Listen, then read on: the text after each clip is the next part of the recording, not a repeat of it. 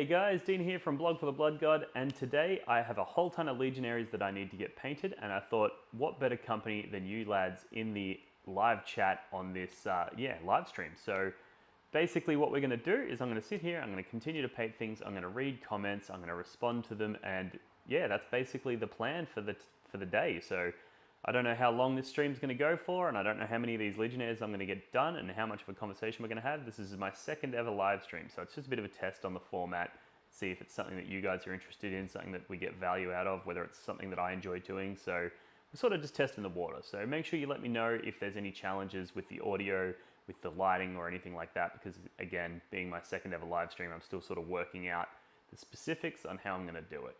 And basically the topic that obviously we're going to cover, the thing that's on everybody's minds right now, is the Arks of Omen. So if you have any questions or want my opinions on anything or want some advice on anything, if it's Arks of Omen related, chuck it in the comments, or if it's just anything in general, you want to know anything about, anything 40k related, just chuck it in the comments below and we'll get a conversation going.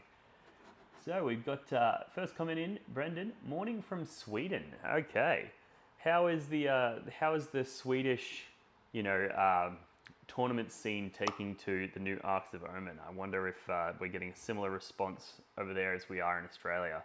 We've actually got an event coming up in 2 weeks from now, and they've just announced that they're going to be using the Arks of Omen. So we've got a lot of people who are sort of thinking, oh, the sky's falling, because now we've got like a week essentially before list submission. So we've got a week to digest all of these massive changes and try to figure out how we're going to navigate this new meta. So there's definitely some challenges there with the way that this is going to work. But I, for one, I'm quite excited. So I think that one of the most exciting parts of 40k is that problem-solving element. Like whether it's the trying to solve problems in your list on how to get the right elements in, or how to solve the problems on the table, like when your opponent has a certain unit and you're like, oh, that's a problem, I've got to deal with it. Or when you fail a charge, you're like, well, that's a problem, now I've got to deal with it. That problem solving element, I think, is where a lot of the satisfaction from 40k comes. And Arks of Omen is just a new set of problems that we need to solve. So I'm excited, and I think they could keep changing it up as often as they want. I don't really care. Although I do feel for people who are perhaps less efficient at the problem-solving process or the hobby process. So for example, right now I've just gone, cool, it's a Sunday, I've got nothing else really going on. Luckily for me, no kids, no commitments like that. So I'm just going to, I've just pulled my bits box out, slapped together a whole ton of Legionaries. Like, I'll see if I can get this tray on camera.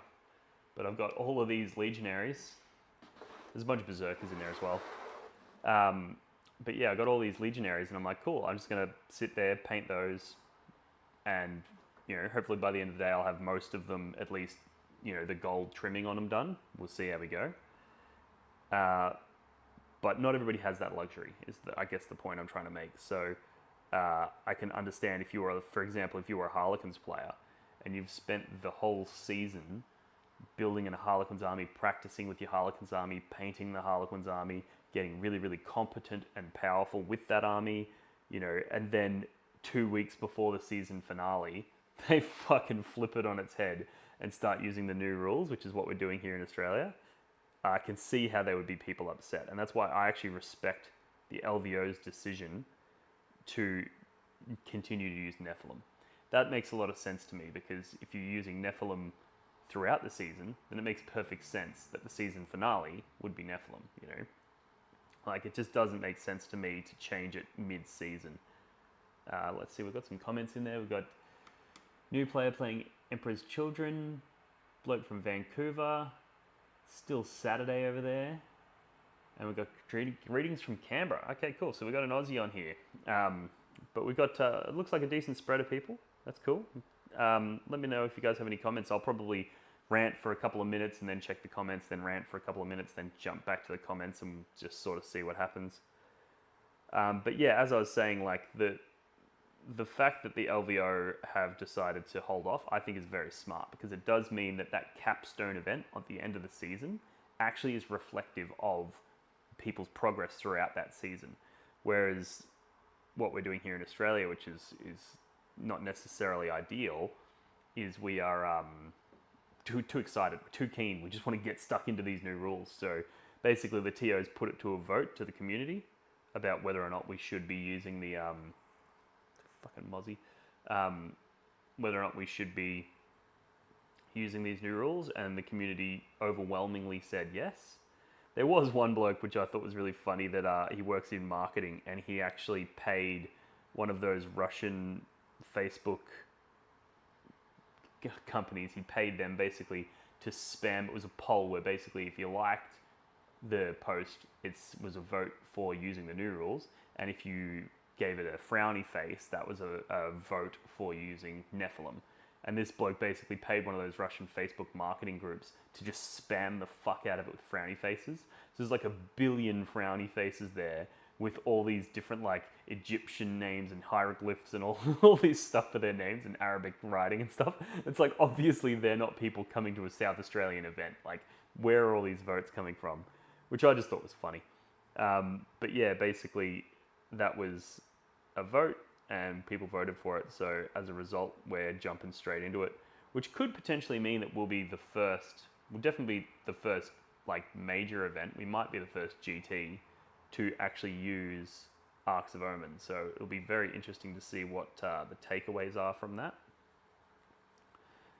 I'm very excited for it. I'm just a little disappointed because I thought that, capping off the season with the same mission format, the same rules format, the same everything, that makes a lot of sense to me, and this makes a lot less sense to me. But it is what it is. Like I said, 40k is all about problem solving. You've got to learn to roll with the punches. That's one of the ways that you get enjoyment out of the hobby and also success. So yeah, that's the goal. So I'm rolling with the punches on this one. I disagree with the decision, but I respect the TO's right to make the decision. And they did it democratically, which somewhat absolves them of any, potential guilt. Because they just were like, well, people wanted it. As TOs, it's our job to bring people what they want. So yeah, you can't really blame them. They did what they needed to do. And yeah, I think that's pretty cool. All right, we've got some more comments here. We've got from Merca, Justin Wong. What have we got? I love your Red Corsairs tips and tricks, man. From number one Red Corsairs player to another. And so how many figures do you have in total? And also, can you explain the cups on the top shelves? Okay, cool. So top shelves are over here. It's just a bunch of trophies from tournaments that I've won. There's actually, on the other side over there, there's another whole ton of cases as well. I'd spin the camera, but it's all fucking hooked up to wires and shit. But yeah, those big black cases behind me, that's just all my collection in you sort of can't see it. I need to get some lighting installed that shines down into those cases, because otherwise it's just a reflection of what's in front of me. But there's each one of these shelves over here. So there's one there, one there, one there, and one there. So there's 4 shelves worth of models there. And each one has like either 100 bloodletters or 3 bloodthirsters or, a couple soul grinders. Like, there's tons of shit in there. When I first got set up here, I did a sort of a walkthrough. So if you go back through my YouTube videos, you'll see a walkthrough where I showcase sort of everything. And I go through every one of the trophies. So the top 2 shelves on both sides, that side and that side, are all just trophies from tournaments that I've attended. So combination of, the cups are from Geelong Heresy, which is a really unique event here in Australia where they generally do an apocalypse size game. So they've done 3,000 point games traditionally, but it varies year to year depending on the meta and the way that the game sort of falls. But yeah, they do those bigger style events, which are a ton of fun. And then I've got, there's fuckloads of trophies up there. There's ones from a lot of GTs, a lot of solo events. There's plenty of them from team events. So the Australian New Zealand Team Championship, which I've been involved with for 5 years now. I'm currently the captain of that team for Team Victoria. And we've got a few trophies in there from that. I've got a few trophies from the Victorian Team Championships, which is a 4-man team event that happens here in Victoria, that we do that twice a year. So I've got a few trophies from that. few from Best Presented and Player's Choice Awards, which is something that I used to, go pretty hard for. Not so much these days because I find that the competitive stuff for me is more achievable, I guess, than the painting competition, because there's people out there that are so much better than me at painting that the amount of time and effort I would have to put in to develop and learn the skills required to continue winning those presentation awards is phenomenal. Whereas I'm already putting the time and effort into learning to play the game as good as I can, and I think that I'm a lot closer to the top of the pack in terms of player skill than I am in terms of presentation standards. So that basically means that my priorities are to basically stay in my own lane and keep going with that. That being said, when these new World Eaters come out, I'm planning on buying like a shit ton of legit GW, 8-bound and whatever, and then 3D printing a bunch of really, really cool bases for them and going hard on the paint jobs on those, like really, really trying to do the absolute best that I possibly can and make those look beautiful.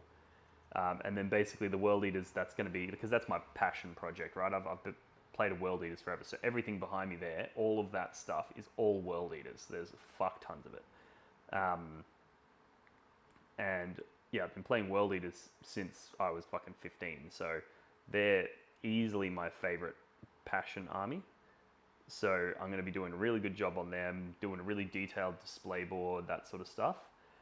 And then if I want to go to tournaments where I want to showcase them, I will. But then I'll also have my regular CSM, which will be just my competitive stuff.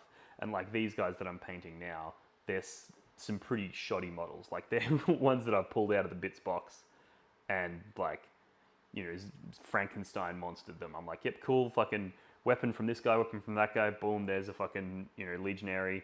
This guy's got a Terminator's power fist on him. Like, it's not ideal. So, and I'm doing a very rushed paint job just to get them tabletop ready. So CSM is going to be my competitive sort of army, and then World Eaters will be my, more narrative, sort of fluffy, kind of pretty army. Which, you never know, World Eaters might be competitive. The new secondaries that they got are all so freaking good. Like one of them is you discard blood tithe points and you just get victory points. So your opponent can't stop you from doing that. So that's really good. Another one is you get victory points if friend or foe die on an objective marker. Now it's not 100% clear how this works because I haven't seen the rule, but basically if a non-vehicle unit dies on an objective marker, that objective is said to be drenched in blood, and then for the rest of the game, every turn, you get 1 victory point for that objective because it's drenched in blood. I think that's how it works. I don't know whether you need to re-drench it every turn or not, but from what from what the rumors have come through and what people have said, is you just drench it and then you score the victory points. So as a result, like, that's so good because you just deploy all your shit on objective markers. You make sure that every unit that you deploy is on an objective marker. And that way, if your opponent kills anything in the first turn, the objective marker is drenched, right? So that's already 5 victory points because over the course of the game, it's just going to rack up 5 because every turn. Well, it's actually probably even 10 because if it racks up in your turn and your opponent's turn, so it can't be that. That's way too powerful. So you might have to re-drench it every turn. Either way, that objective, I can just see it now, is going to be very good because it's something that you get points for if you die. So if your opponent's killing you off of objectives, they're actually helping you, which is really powerful. And even if you do have to re-drench it every turn, it's like, well, tell me when you're going to have turns where nothing is dying on objective markers. So I think that's really strong. And then the other one is just a victory point for every unit that you kill in melee, which is really good. And if it's a character, a vehicle, or a monster, it's 2 victory points. It's like, that's really fucking good as well. So all 3 of their secondaries are really good. And as far as I'm concerned, one of the things that defines a faction is its secondaries. If it's got really good secondaries, it'll be really competitive. If it doesn't, it'll be trash. generally speaking. There's obviously plenty of other things like warlord traits and mechanics and damage and efficiency and all that sort of stuff. But one of the first things that I look for when writing a list is what secondaries am I going to take? How am I going to score my victory points? Because that's what the game's about. It's about scoring victory points. So yeah, I go in and just go hard for those victory points. And yeah, it sounds like World Eaters are going to have a pretty good time of it. So I'm pretty excited for them. I think that's going to be a ton of fun to play as well. Like, it's going to be very thematic. That they're going to be, dying on objectives, drenching things in blood, killing things in melee. Like, that's just cool. All right, what do we got here? We've got some more comments. Cups are filled with blood for the blood god. Should be. How do you feel about Iron Warriors now that they have mini contempt Legion trait? And then I've also got tips against Tyranids, best units to use. Okay, cool. So Iron Warriors first. Let's talk about that. It's actually interesting. I think the ability to deny your opponent reroll wounds was just better. Like, I think this is a nerf. Because if you like, those units that are rerolling wounds are really scary, and they put in so much damage that they're actually better against your armor save. Like, regardless of what armor save you have, they're better against you. Whereas now, I don't know, it's hard because with the shift of people expecting there to be no armor of contempt, people are going to start bringing more AP 1 and 2 weapons, in which case the Iron Warriors trait gets actually a lot of utility. Yeah, it's a tricky one. It actually is a tricky one. I think the problem with the Iron Warriors, and this actually ties into what I was just talking about, is that their secondary is garbage. And they don't have any unique abilities to score particularly high on any of the other secondaries either. Like, for example, Alpha Legion, they have a really good secondary, which is the Subvert and Infiltrate and Subvert. And also, they have the ability to put things back into strategic reserves, and they have the ability to pre-game move. So those things mean that they're also very, very good at getting behind enemy lines or engage on all fronts, because you'd be able to just continually bring things on from strategic reserves. Because if you start, say, Legionaries on the table, and then spend a CP to put them back into strategic reserves, you can bring them on turns 4 and 5. Which means if you need to get engaged on all fronts, you just come on from whichever table edge you need to get into those quarters. So they're going to be able to get engaged on all fronts really easily, behind enemy lines really easily, their own secondary really, really easily. So I think, because Alpha Legion have really good secondaries, that makes them a consideration. Whereas Iron Warriors, their secondary is garbage, and they don't have any tricks that allow them to secure more secondaries, like the behind enemy lines, for example. And as a result, I think Iron Warriors are unfortunately kind of about to be put on the shelf for a bit competitively. I don't think people are going to be running them. The only exception to this is, or not the only exception, but one of the exceptions to this, I guess, is the Lord of Skulls in an Iron Warriors list is actually fucking broken. Because it's not necessarily that it gets the Legion trait, but that is good, right? Because it's got a 2-up armor save, so getting, reducing AP on that is pretty good. But the fact that you can bring it in the list and then you can put all of the stratagems on it for neg 1 damage, neg 1 to be wounded, it's toughness 9, like, you can get it to toughness 9. Like, it's just rude. So I think Iron Warriors need to pivot into more of a, more of a skewed list into those big demon engines, perhaps, instead of relying on the, this traditional Terminator, Obliterator kind of build. I think that might be the direction that Iron Warriors players need to go if they want to compete. Because if people are bringing, like, they're going, okay, cool, AP 1 and 2 is back in the game, so people start bringing that. But AP 1 and 2 are also generally relatively low strength, right? You very rarely get something that's like strength 10 AP 1, right? It's mostly, the higher the strength goes, the higher the AP goes. So as a result, you're going to see a meta flooded with weapons that are like strength 5 AP 1 or 2. Or strength 6 AP 1 or 2, because they're really good at killing Marines, and they're, really good at killing all the things now that Armor of Contempt is gone. They're not a consideration, they're not a threat. So I think the meta's going to get flooded with those, and then when it does, a Lord of Skulls is against those AP 1, is still getting a 2-up save, and because they're only strength 5 or 6, they're going to be wounding you on 5s, and then for a stratagem, you can pivot that to wounding on 6s, It's like, how the fuck are they killing it? They were wounding it on 6s, and it's got a 2-up save. They're just never doing any damage. So that could be interesting. That being said, I also think that with the prevalence of Marines, there's going to be a lot of Gravis armor running around, so lots of 3-wound Marines. So people are going to bring those high damage weapons. They're going to bring lots of plasma, lots of melter, and by plasma I mean like Dark Angel's plasma for 3 damage. You know, lots of heavy melee units, punchy units, and I think that even with all of those durability buffs, the Iron Warriors, Lord of Skulls might be in trouble. Might be.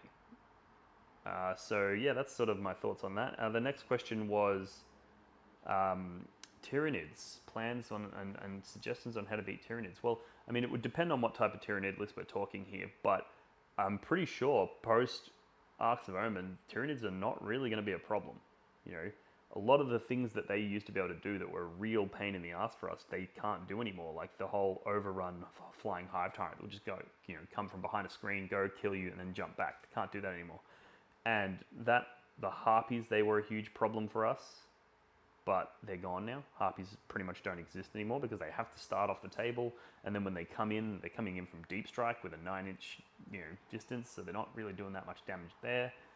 So I think Tyranids are a bit of a nothing burger. I think they're a non-threat, a non-entity, and as a result, it's not that big of a deal. So unless you're playing somebody who's maybe running like, you know, Kraken with a bunch of Gene Stealers and stuff like that, and he's doing like really aggressive charges, and he's playing that really aggressive style of Tyranid list, that could potentially still be a problem.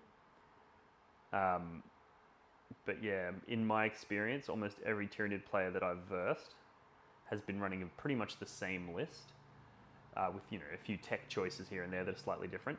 And that list that everybody was running doesn't function anymore. It doesn't exist. So as a result, I think, you know, and this is one of the things where a lot of people are saying that Chaos Space Marine's got a huge nerf in this new update, but I'm like, I don't necessarily think that's true, because a lot of our natural predators got bigger nerfs. Like Tyranids got absolutely poleaxed, and as a result, if our natural predators are gone, well then, even if we got a little bit of damage as well, it's like, well, that's fine, you know.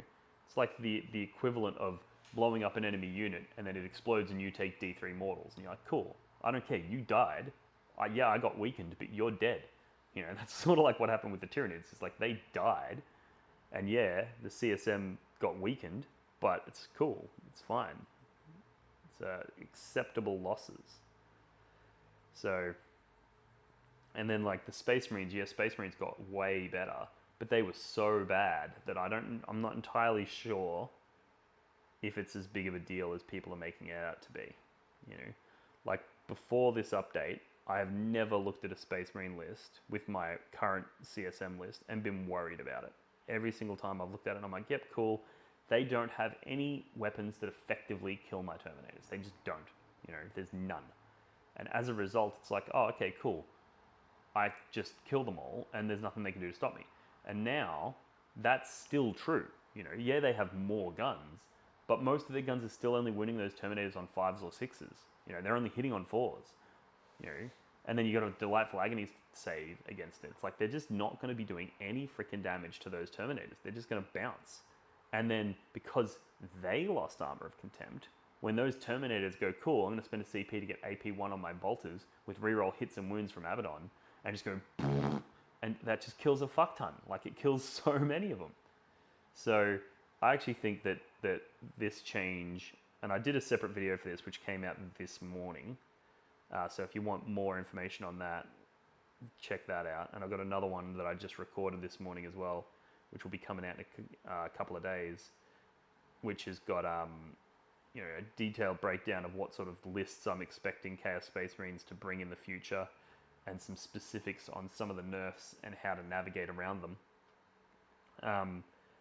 But yeah, in that video, I was talking about this, about how I think the, you know, proliferation of Space Marines is good for the Chaos Space Marine player. You know, it means that our hunting field is full of more of the things that we're designed to hunt. which is fantastic. And the competition is gone. So I'm very hopeful. I'm very optimistic about the future, the next couple of months at least, for Chaos Space Marines. I think we're golden. And I think the fact that everybody thinks we're garbage is even better, because it means that they're not going to be planning for it. They're going to look at it and be like, oh, Abaddon and the Terminators got nerfed, so therefore people will not be running Abaddon. So therefore, because currently, like in the current meta, you have to plan for Abaddon. You have to. If you don't plan for Abaddon, he will win games on his own, because he just walks in and just goes, cool. Oh, you don't have the ability to do damage in every phase? Cool, you can't kill Abaddon. And Abaddon just kills everything in their line, right? So in the current meta, you have to plan for Abaddon. Whereas if we approach a meta where people are not expecting Abaddon because he went up 50 points and therefore people think he's bad now, so people don't plan for him, well, now when you bring Abaddon, it's like they're in a lot of trouble, because if they didn't plan for him, they're fucked. So I actually think that all of these changes, almost everything that changed, can be a positive for the Chaos Space Marine player if you play it right. If you look at it through the right lens and you strategize about it, almost everything that changed is in our favor. Like, for example, Helldrakes now have to start in strat reserves. So most people would look at that and be like, oh, Helldrakes were nerfed. Whereas I would look at it and go, cool, yes, Helldrakes were nerfed, but Chaos Space Marines benefit massively from that, because Helldrakes were already garbage. We weren't taking them. But other people were taking Harpies. Other people were taking the, whatever the D-Scythe flyer thing for Eldar is, the Hemlocks, they were super annoying. People were taking the fucking bombers from Tau, and they were bombing it, and we've got like a castle, or the Dark Eldar bombers as well. If we have a castle of units where we've got like one big Terminator unit with a fuck ton of characters inside, those bombers were a massive threat to us, and we didn't have very good effective ways of killing them, because most of our damage comes from melee, so we couldn't deal with the flyers. So flyers were a real problem for Chaos Space Marines, whereas now the flyers are a nothing burger. You won't see them, because like nobody wants, like if you want to fly over somebody to drop a bomb, you used to be able to do that turn 1, now you can't do it till turn 3. Because turn 1, you're off the table, you can't come on. Turn 2, you arrive from deep strike 9 inches away, so you're not flying over anyone. And then turn 3, you now get to move over people. So losing flyers is huge advantage for CSM. Massive. So I'm fucking stoked. I'm well primed for a very strong season, I think. Obviously, all of this remains to be seen, and I could be completely wrong. I will admit, because Marines have been so garbage for so long, I haven't really put that much stock into learning what they can do, because most people don't bring them. The people that do bring them are traditionally quite like new players. They're less experienced at tournaments, and as a result, they just make bad decisions on the tabletop or bad decisions in their list. And as a result, there's a bit of a perception that Space Marines are bad, and now we're probably going to see more elite players jump onto them, and as a result, they might, discover new tricks, and they might discover new power within the Space Marines. But like even Blood Angels, I was never really scared of Blood Angels, because I was just like, oh yeah, cool, you punch hard and whatever, but Blood Angels still don't kill those Terminators. They charge in, they do massive amounts of damage if they go first, but you screen out the cultists and you stop them. And now they're just never going to kill those Terminators, and the Terminators just roll them up. So, yeah, so that more or less sums up that question. I don't even know what sent me on that rant, but yeah. What do we got here? Let's see, where are we at with comments? There's tons in here. Good job. So Tyranids there. Excited to know about Corn Demons and World Eaters. Fuck yes, so am I. When it comes to boarding stuff, choosing equipment, points cost relate to must changes. Not sure what that means. Hi Dean. What are your thoughts on Legionnaires getting free gear? 5-man Corn units with a Demon Blade, heavy chain axe, and chain cannon sounds very tasty. I completely agree. I think the Corn Legionnaires, which, as you can see, I'm painting a fuck ton of them right now. Those Corn Legionnaires are going to be absolutely gangster. I just recorded a video, which I'll give you a sneak preview of now, but basically talking about how Creations of Bile are not dead, and how I think that people who are like, oh, they got nerfed, they only do it on a 4-up now, I think it's actually fun. And I won't spoil too much of the video because it's a really good self-contained thing, but the crutch is that I think a list that has a fuck ton of corn-marked legionaries in Creations of Bile is going to be really, really powerful, because they'll be strength 6 because they get +1 strength from Mark of Corn, +1 strength from Creations of Bile, which means that all this Gravis armor that we're going to see everywhere with all these Marine lists, you're still wounding it on 3s, and if you put Veterans of the Long War, you're wounding them on 2s.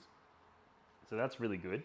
And also, the fight on death, your opponent still has to plan for it, because they don't know whether you're going to fight on death or not. So when they're engaging with you, you might be looking at it going, oh, I can't rely on it. I can't rely on it because I might fail. They're looking at it going, I can't rely on it because he might succeed. So as a result, when they're engaging with you, they actually have to worry about your fighting on death. And when you get, so it's huge. And then you look at it and you go, okay, cool. We got 50% less fighting on death, but our fighting is the same.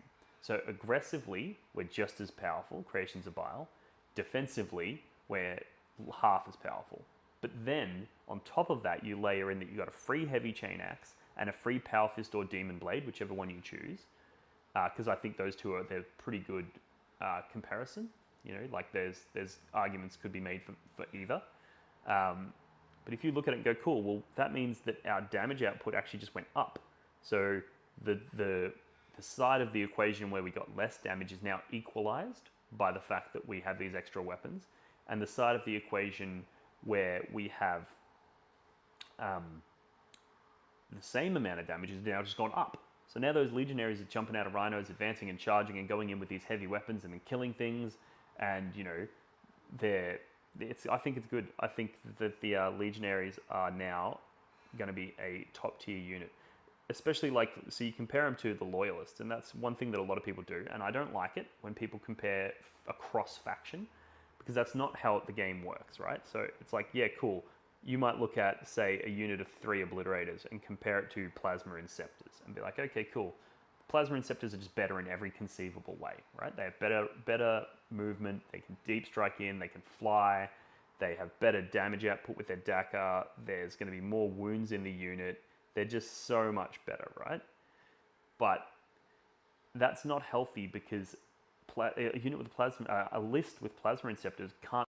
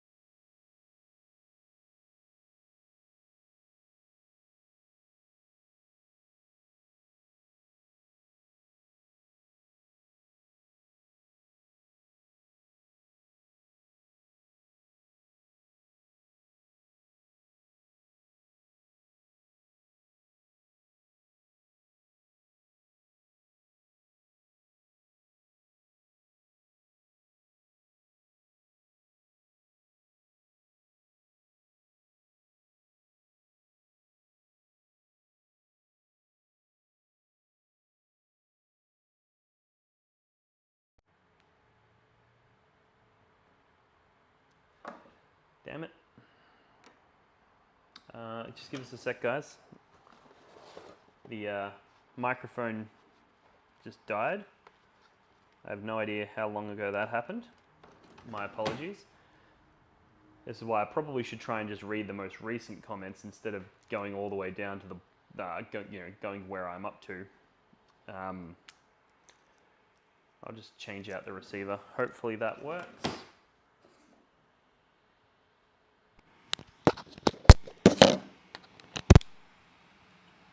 Alright, how's that? Can you guys hear me now? Is that better?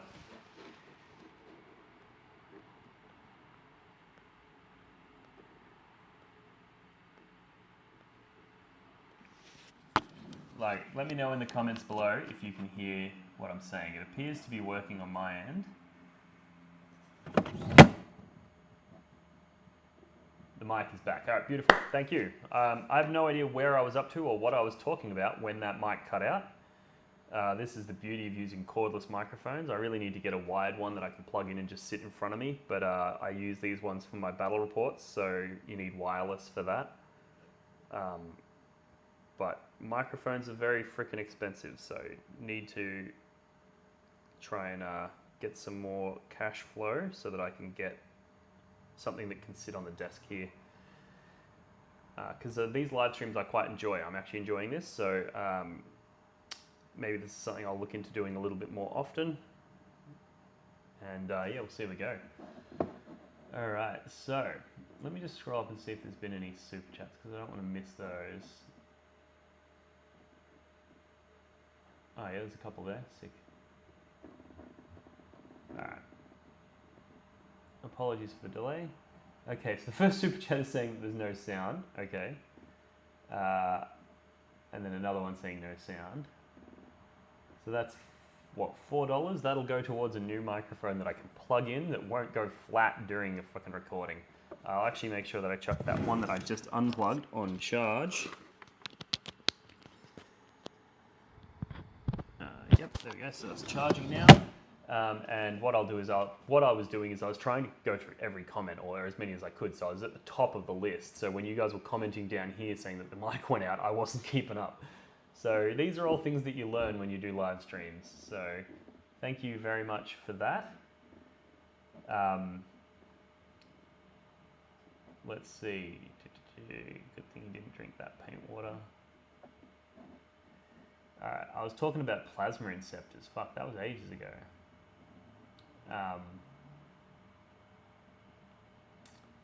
Plasma inceptors. Oh, I was talking about comparing them to obliterators and how it's not healthy to compare things from one codex to things from another codex. I'm not sure if I finished that point, but that seems like a logical place to pick back up, and then if I'm going over it again, then so be it. And then I'll jump back into the comments and pick up some new topics to discuss.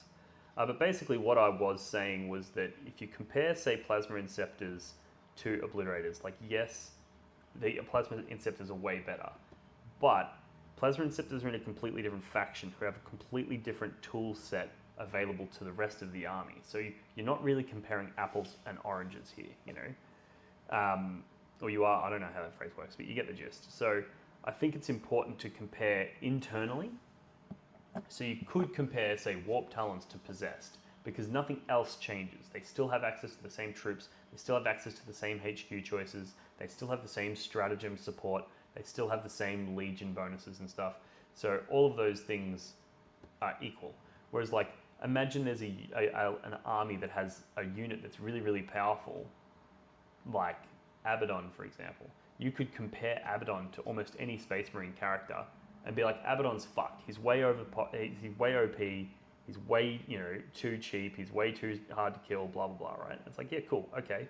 That can all be true, but the rest of the army is completely different, and the rest of the army for Space Marines is probably better than the rest of the army for Chaos Space Marines. So even though Abaddon's very effective, that doesn't mean he is broken, because the rest of the stuff in the army might not be broken, and as a result, when you compare that army versus this army, it's actually fair and balanced, right? So, you can look at the Plasma Inceptors and be like, yep, they're OP, they're way better than Obliterators. It's like, yeah, cool, but Obliterators can be taken in a unit of 1, and they effectively deep strike into little pockets, which is really good for scoring behind enemy lines. That's completely different.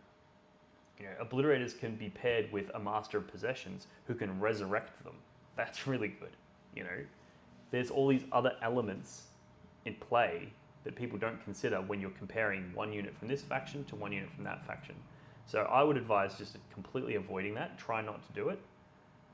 It is a convenient sort of trap that people do fall into, and even I fall into it sometimes, where I'll be like, oh, this is so bullshit, that unit's so good, I'm envious, I wish I had that unit. But I'm telling you now, it's not a healthy way to look at the game, because the rest, like for example, Chaos Space Marines have Legionaries, and Legionaries are sick now, because you can get Psyker in the unit, which is really, really good. You can get multiple melee weapons, like you get the heavy chain axe and the power fist, so you get really powerful melee unit there. And I just think that that means that the Obliterators, they're not as effective as the Plasma Inceptors, but the rest of your army is really, really good, and you have access to other things that the Space Marines don't have. So it's sort of just fine. So even though they do have one toy that you don't, that doesn't mean that Chaos Space Marines are bad, and that doesn't even mean that Obliterators are bad. Just because somebody else is better, it doesn't make you bad. And you have things like Illusory Supplication, you have things like Mutated Invigoration, you have Pact of Flesh, you have all of these tools. We still have the Black Rune of Damnation. So Space Marines can fucking suck at it.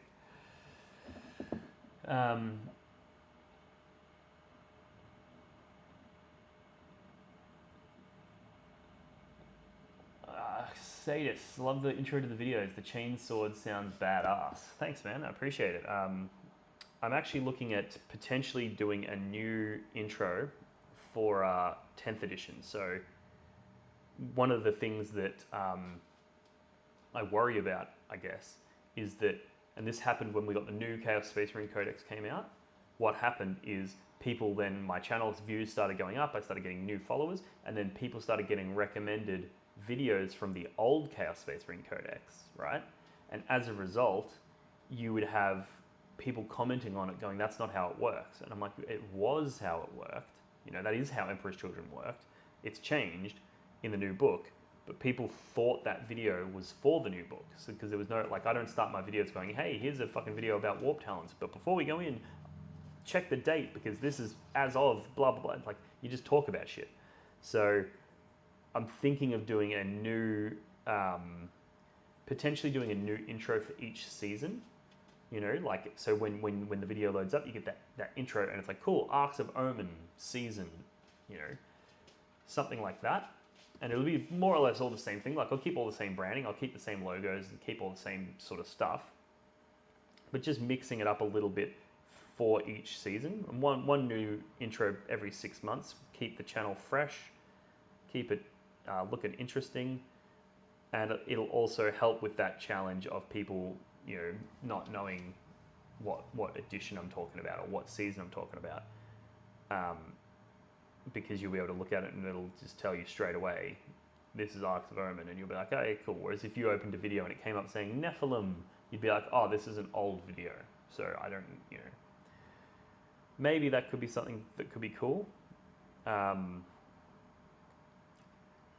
then, I'm also looking at creating a more formal kind of format for my channel, where I'll have specific, so currently I've got the Masterclass series, and I get a little bit of pushback on the name Masterclass, which I actually do agree with. It's probably not the best name for those style videos, because they are more of a kind of a deep dive than they are a masterclass, because masterclass implies that you're learning some really high level stuff, which I often do put that sort of stuff in there, but not always. And as a result, I do respect that people have challenges with the name.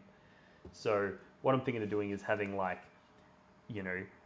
unit deep dive, faction deep dive, combo deep dive, or come up with different types of videos, and then have a template format for each one of those videos, so that when you tune in, you're like, oh cool, he's doing a combo video, I know what to expect. I know that this is how it's going to break down. Oh, I know he's doing a faction deep dive. So I know he's just going to be reading through the stratagems and giving his thoughts and opinions on them. I think that's something that I need to do, and maybe I'll do that for 10th edition, or maybe I'll launch that with the World Eaters, because the World Eaters, I'm planning on doing a shit ton of content on them, really ramping up the content, hopefully. We'll see. I'm actually slightly concerned that when that World Eaters Codex comes out, it's going to be quite shallow, and as a result, it's going to be hard to generate a shit ton of content for, because it's only going to have like 6 units in it. So talking about different combos and stuff is going to be tricky, because there might only be 1 or 2 combos in the book. And also, like, I've been able to get a lot of content out of Chaos Space Marine Codex because there's so many legions. I've been doing content on it for nearly 6 months now, and I still haven't done a Black Legion masterclass, and I'm putting out a video every second day. I don't think I'm going to be able to do that with the World Eaters, which is disappointing, because World Eaters is what got this channel started. It's where the foundations came from, and it's my passion. So I really want to do 2 videos a day for World Eaters for 6 months. Not 2 videos a day, a video every second day. But I don't know if I'm going to be able to. I don't know if that's how it's going to work. So, I mean, it is what it is. We'll just have to see and roll with the punches. But yeah, I'm not confident that that's going to be great. What else have we got here? We've got, you have a 1850 point game with some sick terrain from like 5 years ago that kept getting recommended. Oh, that's interesting. Was it the Drakari one where I had the floating rocks with the blood waterfalls? That was a sick video. That was a really good game. That terrain was tons of fun to make as well. Actually, on my my website, because I actually have a website for Blog for the Blood God. And on that, I have a tutorial on how I built that table and how I built that terrain, because that was a ton of fun to do. But yeah, I think the way that YouTube works is it takes popular videos and recommends them. It doesn't care necessarily how old those videos are, which is interesting. So one of the things I sort of set out to do with this channel is, and if you look back a little bit, you look at my Bloody Oath podcast that I did. I was trying to create timeless videos. I was trying to create videos that, you could look at it from 5 years ago and it'd still be relevant, right? I was like, yep, that's cool. If I make those videos, then I only need to produce a video a month, and at the end of the year, I'll have 10 really high quality videos that are timeless. And this is things like talking about what sort of questions you should ask your opponent, talking about how to conceptualize deep strikes and whether they're relevant or not, that sort of stuff. Those sorts of things are timeless. Doesn't matter what edition, it doesn't matter what codex changes, they'll still be relevant forever. And I thought, if I do that and then YouTube starts recommending them even though they're old, they'll still be valuable and people will still enjoy them. But I pretty quickly realized that YouTube doesn't really care, and YouTube wants you to be producing new shit. If you're not putting out new shit, YouTube very quickly leaves you in the dust, because it thinks, oh, this creator's dead, so there's no point supporting them and helping them grow because they're not producing content. So you really do have to produce as frequently as you can. So it's really hard to balance the frequency of the content and the quality of the content, because I also work 45 hours a week in a warehouse. So I'm a busy boy, and I've obviously got a wife and family commitments as well. So it's like trying to put in the time and effort to edit the videos the way that I like to, and the way that I want to research the topics before I discuss them. Like, there's a lot of work that goes into that, and I just don't really have the time to do it on the level that I would like to do it in. But if I go, okay, cool, I'm just going to sit on this video for a month and then release it, and then release another one next month, YouTube will just abandon me. And then it's like, well, what's the point at that stage? And further to that, I want to sort of stay relevant. And if I'm working on a video, like, so for example, I've just launched a video about whether psychic interrogation or warp ritual is better. So which secondary you should choose. If you're trying to choose between those two, how can you approach that decision? And I recorded that like 3 or 4 days ago. And then this Arks of Omen thing comes out and it's irrelevant now because those secondaries have changed. So a lot of the stuff that I said in that video doesn't necessarily apply anymore. And I'm like, fuck, I just recorded it, you know? So it kind of gets to a point where you have to record something, edit it that day, and release it that night. You know, you sort of can't schedule things. And what I do is I try to have like say I've got a weekend where I've got a lot of free time. I'll try and record like 3 or 4 videos in one day. And then over that coming week, I'll edit them and put them together. And then the following week, I'll schedule them to come out every second day. And then while that schedule is unfolding, I'm recording the next set of videos to come out on the next part of the schedule. And that's one of the ways that I keep the content stream coming every second day. Whereas if I was just like recording something and then releasing it, you'd get like one day, you'd get like 6 videos, and then you wouldn't hear from me for a month. And that's obviously not ideal because nobody wants to sit there and listen to me talk for that long. And if people don't click on the video because they literally just watched one of my videos and they're fucking knackered now and they want to go off and do whatever, like, then people aren't clicking on the video, and then as a result, the YouTube thinks it's bad, YouTube fucks it off. So you really do need to be doing it every second day, at least. I would love to get to a place where I could do it every day, like one video every day. And again, I'd probably still just do the same thing where I'd record like 3 or 4 episodes, edit them, have them scheduled to come out over the next 3 or 4 days. And during that 3 or 4 days, record more, edit them, schedule them. And that way, like for example, over New Year's, I got really, really sick. And I ended up having to take like a week off work. And I was just absolutely wrecked. And I couldn't even watch YouTube videos. I was that fucked. So the probability of me recording them was 0. And it triggered me because simultaneously Arks of Omen leaks start coming out. And I'm like, I really want to be doing videos on this, but I'm just fucked. But luckily, I had recorded a bunch of shit in advance. So I was able to just, you know, let the schedule keep going. And as far as I can see, it was completely uninterrupted. And I still was able to release a video every second day because they were all just pre-recorded. And yeah, so the pre-recording stuff is really important for the way this channel works. All right, let's just have a quick look through, see if there's any super chats.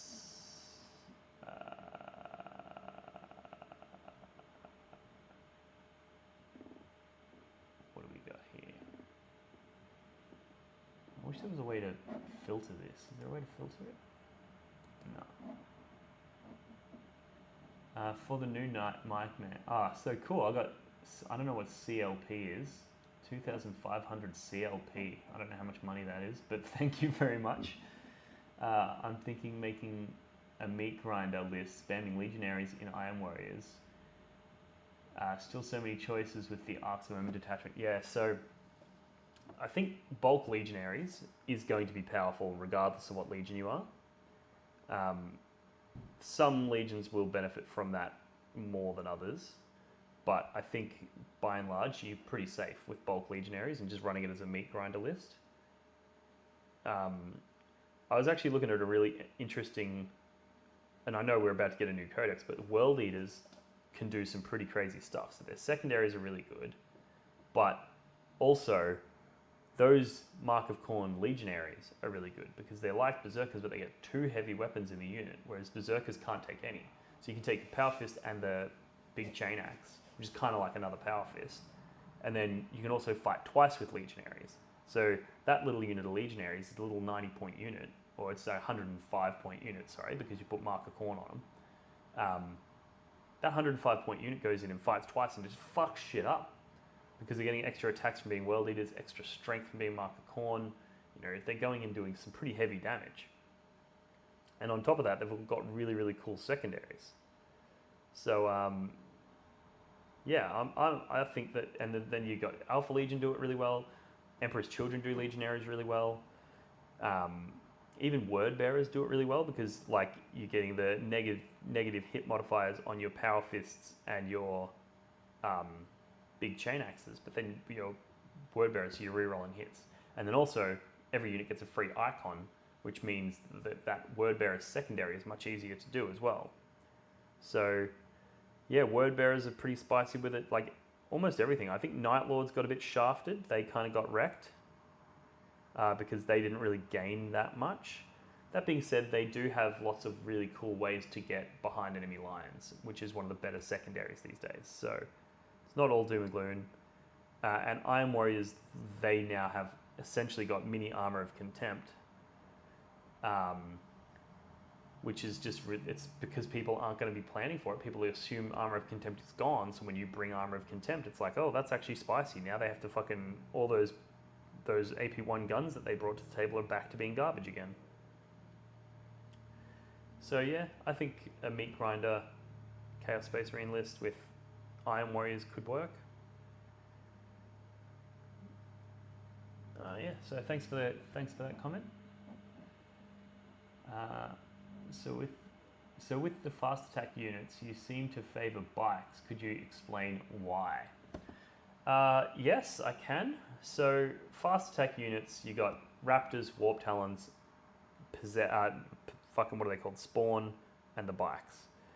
The reason that I prefer the bikes is one of those three choices, they're the toughest, right? Toughness 5, which means that when you put the black rune on them, if you go down this route, and you put, mutated invigoration on them, you can get them a toughness 6 with neg 1 to wound. That's really, really tough. That's significantly tougher than the other fast attack choices. And they have that additional wound as well. So they're really, really tough compared to the other ones, and they're just as fast. In fact, they're kind of faster because they can advance 20 inches. So they're faster and tougher, and those bolters on them, if you make a Mark of Tzeentch, can get up to AP2 with a lot of shots.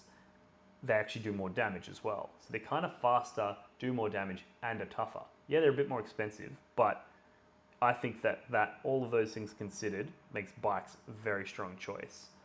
And even compared to something like Warp Talons, you go, cool, I'm going to give all the bikes chainswords, I'm going to make them Mark of Khorne, and I'm going to give them an icon. Well, now they're AP2, Warp Talons are AP2, but Warp Talons get reroll wounds, whereas the bikers would be strength 5.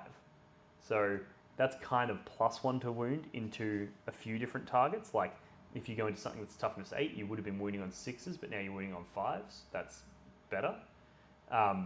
And if you were going into something toughness 4, you would have been wounding on 4s. You're now wounding on 3s, so that's better. Toughness 5, you would have been wounding on 4s. Now you're wounding on, or you would have been wounding on 5s. Now you're wounding on 4s.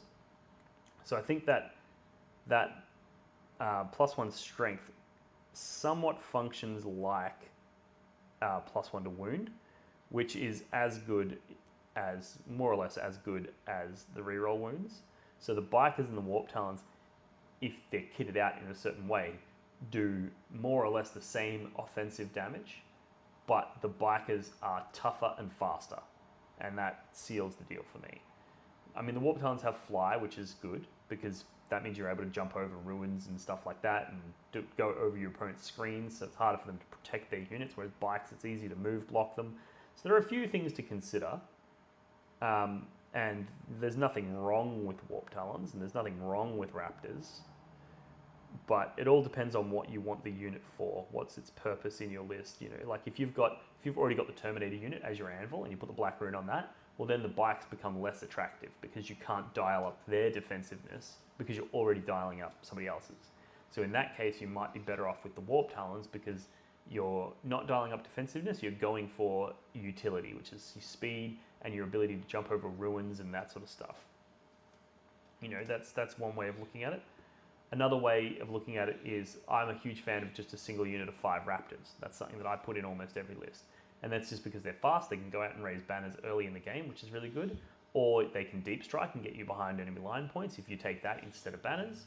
So there's a lot of utility there with the Raptors. Whereas bikers aren't necessarily a utility piece. They're more of an anvil kind of unit that does damage and is tough to kill. So it really does depend on what you want the unit in your list to be doing, what the purpose is of that unit. and that more or less sort of informs which unit you would want to take in your list. And there's also considerations like, for example, if your creations are bile, bikers are really good because you can get advance and charge on them. If you're red corsairs, they're even better because they can advance and charge and they can also fall back after fighting. So red corsairs become really, really scary and really, really crazy. Red corsairs actually might be an interesting one in this upcoming Arks of Omen meta because you can take your bikes, you can make them, Mark of Nurgle, you can make them tough so they can get really, really tough. And then on top of that added toughness, you have the ability to advance and charge, the ability to fight and then fall back, which is all really good into Marines. Like, they don't want you doing that shit. So, yeah, I think Red Corsairs could be a good play, and they also count as double models for the purposes of objectives, which is really strong. Lots of cool shit you can do there. Question about the Alpha Legion secondary for stealing an objective. What is the best cheap units to steal objectives turn 1 and 2? Okay, well, I wrote a list that has 2 units of 10 Warp Talons, and if you've checked, I did a Warp Talon masterclass where I break down the specifics of how this works. But you could get away with having 1 unit of 10 Warp Talons and like a unit of 5 Raptors or something. And basically what you do is you turn 1, you pre-game move 12 inches into the center, and then in your first turn, you move another 12 inches. So you've got 24 inches worth of movement in the first turn, provided you go first. And then the little unit of 5 Raptors can do the objective, right? Previously, I was taking units of 10 because you needed to survive until the following turn. Whereas now that you don't even need to survive anymore, you just do it, then that's really good. You just take a unit of 5. And then your big unit of 10 that's just gone in, it charges all the infantry in your opponent's front line and doesn't kill anything. So you don't try not to kill them, you just want to tag them all. And then basically they can't fall back against you, they have to roll off. And if you've tagged multiple units, each one of them has to roll off. And if one of them fails, that means that you're still engaged with them, which means they can't shoot your Warp Talons, which means that your Warp Talons are likely to survive, which means that in the next turn they can jump in even further and do the backfield objective as well. So that's how I would be running Alpha Legion and going for that secondary. And I really do think that secondary is very, very strong now. Like, first of all, if you take this whole subvert part out of it, all you have to do is get within 6 inches of your opponent's deployment zone, do an action, 3 victory points. That's so freaking easy to do, and to get 3 victory points for doing it is so good. And on top of that, you can pair that with behind enemy lines, because this is in shadow operations. So you can go, cool, I've got a 90-point obliterator. He's going to deep strike in that pocket in your backfield and do this action. That's 7 victory points for a 90-point unit. That's so good, and then people are going to really struggle to stop you. So that's really, really good, even if it didn't have the ability to subvert the objectives. And then on top of that, if you can successfully subvert an objective, like, your opponent's in a lot of trouble. Because if there's only 5 objectives on the table, all of the ones that have table quarters, so the 9 inches from the center style deployment, if they have an objective in the center, you can actually subvert that central objective. And if you can subvert that, now your opponent has no incentive to hold the center of the table. And with the emerging Space Marine meta, they really want to be holding the center of the table. Like, that's their jam. That's, because they want to take whatever their secondary is called, Rites of Battle or whatever the fuck it's called. The one where basically they get points for having units within range of the center of the objective of the table. Same with demons. Demons are going to be very popular, and they want units within range of the center for reality rebels. So if you go, cool, well, I know you want to be in the center, so what I'm going to do is I'm going to flip that central objective, so now you have less reason to want to be there. And any units that you do send there are not achieving you anything else. They're just achieving you your reality rebels. That's it. Whereas previously they would combo it up. They'd be like, okay, cool, I'm going to do this, which is going to get me reality rebels. It's also going to get me to control that central objective. It's also going to take my opponent off that central objective. So that's a really strong combo where all of that stuff matters. Whereas you're able to take one of those things out, and now it makes that less incentivized and less attractive of an option. So yeah, I'm a big fan of the Alpha Legion. I'm actually really torn. I don't know whether I want to do the Alpha Legion for this upcoming event in a couple of weeks, or if I want to do Empress Children, or if I want to do World Eaters, which would be funny, or whether I want to do Black Legion, because I think the Black Legion list, the list that I took to the Men's and Masquerade, the one that I won that GT with, it's still very good. You know, it needs some slight tweaks to keep up with the changes, but it's still very, very good. And I think people are not going to see it coming. I think people are going to struggle to, you know, they're not going to practice into it, for example. You know, no one's going to be practicing into Black Legion because the Terminator's an Abaddon list, because people are assuming it's dead, so they're not going to practice into it. And then if I'm the only person at the event running it, you know, when lists go live and people are like, okay, cool, who do we need to practice into? They're not going to practice into me because I'm the only one person playing that list. Whereas if there's 3 or 4 people that are top tier players playing Blood Angels, people are going to practice into Blood Angels because they're going to be like, well, I get a lot of value out of this. So I think that the Black Legion could be really interesting, but it's hard. It's really hard. I don't know. I actually am kind of stumped on this one. Basically, my plan to solve this conundrum is I'm just going to try and play a couple practice games with each and see which one I enjoy more. I know the Black Legion like the back of my hand now, and they're really like a Swiss Army knife of a faction. Like, they have so many tricks, they have so many things that they can do. So, you know, having that is really good. And I'm also very experienced with that faction and that legion, so I'm pretty confident that if I took it, I would do well. But I also do like to entertain the opportunity to take one of these other legions and, you know, try and see how they can go. So, and try to capitalize on Arks of Omen, because the Black Legion list doesn't gain anything from Arks of Omen, really. It does a few passive gains by the fact that my opponents became weaker, like Space Marines are easier to kill now, and their ability to kill me didn't increase that much because they already really, really struggled to kill those Terminators. So, yeah, I don't know. I do not know. What else we got here? It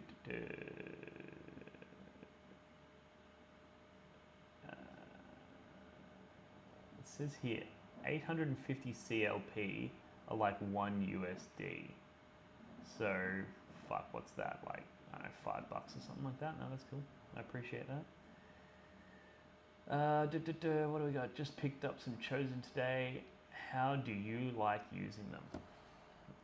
Chosen. So Chosen got... I actually think that if I was running a Chosen build, like if I really enjoyed those models and my plan was to try to get the best out of Chosen, I'd be doing Creations of Bile, especially in this new Arks of Omen environment, because the thing about the Chosen is they're all more or less the same weapons, right? So when 50% of them fight on death, you're going to get the same weapons. Whereas if you take Legionaries, for example, you've got 2 really good weapons and then like 3 really bad weapons if you take a 5-man unit, right? So if you get 50%, but you might get 2 of the bad weapons fight on death. And it's like, well, that's garbage. So even 50% of the time, it might not be the weapons you want to fight with. Whereas Chosen, because they all have the same weapons, they're always going to fight back effectively. So I like Chosen for that regard in Creations of Bile. And then I would just be running them with Mark of Khorne. The reason I do that is because then it pushes them up to Strength 7, because they're Strength 5 weapons, +1 for Creations of Bile, +1 for Mark of Khorne, so Strength 7. And then you can put Mutated Invigoration on them to make them Strength 8, which is really, really good into the Marine meta. It's really, really good into things like Knights, because you can be like, oh cool, I'm actually winning that Knight on 4s, and I'm actually just going to kill it because I've got high AP, so I'm going to rip away its saves, and I'm just going to bring it down. So, yeah, Creations of Bile, Chosen with Mark of Khorne, and I would be running a couple of big units inside Rhinos so that you can launch out real far and penetrate real deep. And basically the way you would play that is you would go, you're not going to get a turn 1 charge with them because you're moving out 9 inches and then charging, so you can't get across the board unless your opponent goes first. So the Creations of Bile really want their opponent to go first. If you do go first, you basically do what we call staging, where you move your Rhinos to somewhere where they're safe. So even if that means you don't move them, but basically your priority one is keep your Rhinos safe as possible. but move as far forward as you can in order to achieve that. So if there's a ruin that you can go, cool, I'm going to advance my rhino from here and I'm actually going to be able to tuck it in behind that other ruin, then you do that. And you try and keep your rhinos safe outside of your opponent's charge range, but as close to them as possible. And then you basically put it on your opponent. They now have to either move within the threat range of those chosen, or they have to move backwards. And they don't want to move backwards because then they're conceding the table to you. So they are going to move forward into your threat range, and then in your turn 2, then you spring your trap on them. You launch out your chosen, and you do your damage then. So that's the best way to run chosen. And in order for that to work, you need rhinos, in my opinion. You need Mark of Corn. You don't need Mark of Corn, but pushing those accursed weapons to AP4 with the icon is really good because it just means Marines are just getting no saves. And their Terminators, 2 up saves are getting a 6 up save. So that's really, really good. And also, the plus strength is absolute critical on Chosen. It's really effective in a Chosen. Obviously depends on what meta you're in, whether or not this is relevant. But I find that by and large, in the general competitive tournament meta, being able to choose to go to toughness to strength 8 when you need to, but not always being strength 8, is really, really good. Because if you go up into things that are toughness 4 or toughness 8, and you're like, okay, cool, strength 7 is bad here, you can put mutated invigoration on it and put them to that value. Whereas if you're going into an army where everything is just like toughness 6, I don't know what that army would be, but hypothetically, then you just go, cool, I'll just stay at strength 7, because that's fine, and I'll put plus toughness on my chosen, make him toughness 5. So being able to modulate between those two is really, really powerful. And chosen are somewhat unique in their ability to get to that toughness 8, strength 8 across the board. And there's so many attacks at strength 8. That kills so many things. So I think, yeah, chosen are an interesting unit. And then, yeah, like I said before, I think creation's a bile list that's got a whole bunch of Mark of Corn chosen and a whole bunch of Mark of Corn fucking legionaries is going to be very, very strong. And that's what I'm painting now, is Mark of Corn legionaries. So, yeah, I think that's a really strong way to run chosen, to answer your question. What do we got here? All right, we've got Greg Lambert. Thoughts on combining Harken and Abaddon in the one list? I did think about that a bit. I'm not sure if I rate Harken, to be honest. He's good if you go, because obviously then you're talking about taking a big unit of Raptors as well. Like they might as well have just made it one data sheet where you get Harken and Raptors, because nobody's taking Harken without them.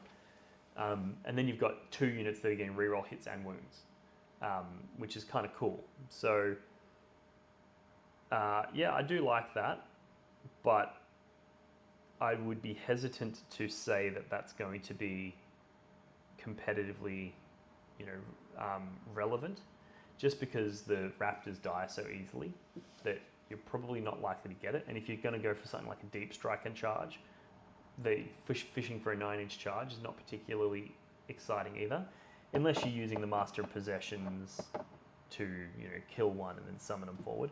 What could be interesting, actually, because Harken's thing is a command phase ability. What I was going to say is that what could be interesting would be having the Raptors in deep strike, Terminators on the table, Terminators Veilbreaker plate turn 1, and then kill one with the Master of Possessions, summon him forward, go in for the charge, and then turn 2, you drop your Raptors, and then do the same trick again. That would have been cool, but I'm pretty sure Harken's command phase ability, so you wouldn't be able to give the Raptors reroll hits and wounds if they didn't start on the table. And if they do start on the table, I'm pretty sure people are just going to kill them before they strike. Whereas the reason the Terminators are so good is because people can't just kill them. They're really hard to just kill. So they will get that value. So yeah, he's a cool model, but unfortunately, if there was a way to make those Raptors a little bit more survivable, It also depends, I guess, on the types of terrain that you're playing. If you're playing something that's really, really dense and really heavy tables with lots and lots of like line of sight blocking ruins, then maybe you've got some play because then the Raptors are fast, so they can stay outside of the charge range of opponents and outside of line of sight of the shooting elements in your opponent's list. And then they can just spring that trap. But ultimately, I think you're probably better off with just Abaddon and Terminators if you're doing Black Legion. I think the Black Legion list more or less didn't change. You just have to drop something, you know. You just have to drop one of, like my list, I'm probably just going to drop one of the Decimators and call it even, you know, like that drop a Decimator, that actually frees up some points to upgrade one of the Cultist units into another unit of Legionaries. So then you have 2 Legionaries, Cultists, Terminators, 2 Decimators, Raptors, Rhino. You know, that could be good. Or maybe I just drop the Rhino, keep everything else exactly as it is, but the list just no longer has a Rhino. Because Abaddon went up 50, the Terminators went up 35, but nothing else was really changed in points. So I only need to drop 85 points. So I could drop the, you know, Marcus Lennish, drop off the Legionaries and drop the Rhino, and then I'm fine. And the damage output of my list remains the same. That's probably the way to go. Because the Rhino wasn't particularly useful. It was very useful in some games, but it's not always useful. Whereas the Decimators, they were always useful. There was not a single game where I was like, I wish I only had 2 Decimators. Yeah, so, yeah, that would be my take on that. Personally, I like starting Warp Talons and Raptors on the table and hidden out of sight so that they can countercharge anything that gets too close. That is very true. And I mean, this is all of this stuff is contingent on what your meta looks like, you know. What are some of the combos that are really common in your area? So around where I play, there's a lot of like Blood Angels, for example. And if you can't hide from them. You know, they're just going to take their Death Company first turn and they're just going to go zoop and blow you up, you know. You can't hide out of line of sight because it's combat, and you can't hide out of their charge range because they've got pre-game move and then a move. Like, they're just all the way up the table. They're fast as, they get pluses to their charges. Like, they're just coming at you. I also play against a lot of Sisters of Battle. They're one of the top, a couple of the top players in our area play Sisters of Battle. And their Zephyr just drop in and then charge you. Their Repentia just come on from table edge and charge you. So it's like, there's the pre-game move Rhino, and then they disembark out and charge you. So it's like, you can't hide from that sort of stuff, which is why I've pivoted more into that durable Terminator unit, because it's like it doesn't really need to hide, you know. I can just go, cool, I'm just going to deploy right in front of fucking everything and just block your punches with my face, and that's fine. So it really does depend on what sort of opponents you play regularly and what sort of lists they bring as to whether or not any of this is really relevant. So I would advise people to, you know, consider those things when you're sort of writing your list and sort of conceptualizing, you know, the way you're going to approach the game. All right, Alex asks, what do you think when people play different legions but have something like Black Legion color schemes, etc.? Okay, so that's actually really, really good question. I actually just reached out to the TO for this upcoming event because I wanted to know, can I run something that's painted as a World Eater as another Legion? And part of the reason why this is important is because World Eaters just lost all of their units. So I've got Lord Discordant that's painted as a World Eater. I'm not repainting him, but I would like to still use him. So I'm going to have to just use, you know, the Black Legion trait and the Black Legion rules, but run my World Eaters, right? And as long as all the war gear is 100%, I don't really have any issues with doing that. You know, it's 40k, you can sort of write your own narrative to get around these things. Like, so for example, you could say, yeah, he used to be a World Eater. He hasn't repainted his army yet, but he has aligned himself with Abaddon. He's part of the Black Legion now, you know? So that happens, you know. Black Legion in particular, they take people from everywhere. Same as Creations of Bile. You could run any Legion as Creations of Bile, you know? You'd be like, cool. These Iron Warriors, they're painted as Iron Warriors, but they've recently allied with, you know, Fabius Bile, and he's given them these stims, so they're now getting plus strength and movement, you know, and they're doing his bidding because he wants them to go blah blah blah. So cool. I'm using the Iron Warriors rules I'm using the Creations of Bile rules for my Iron Warriors models. That's fine. It does get a little squirrely when you start going, I'm going to use these World Eaters to represent Emperor's children. That's a bit harder to sell. But ultimately, I think that trying too hard to make the rules and the lore overlay is a problem, because the rules don't make a massive amount of sense when you look at them through the lens of the lore. Like you look at like Space Marines, for example. Why are their doctrines and stuff different than the Chaos Space Marines? Why is it that their bolters... So the doctrines for Space Marines give their bolters an extra armor piercing, right? Why does that make sense? Like, surely this bolter and that bolter are more or less the same at their ability to penetrate armor, right? So why, like, it doesn't make any sense.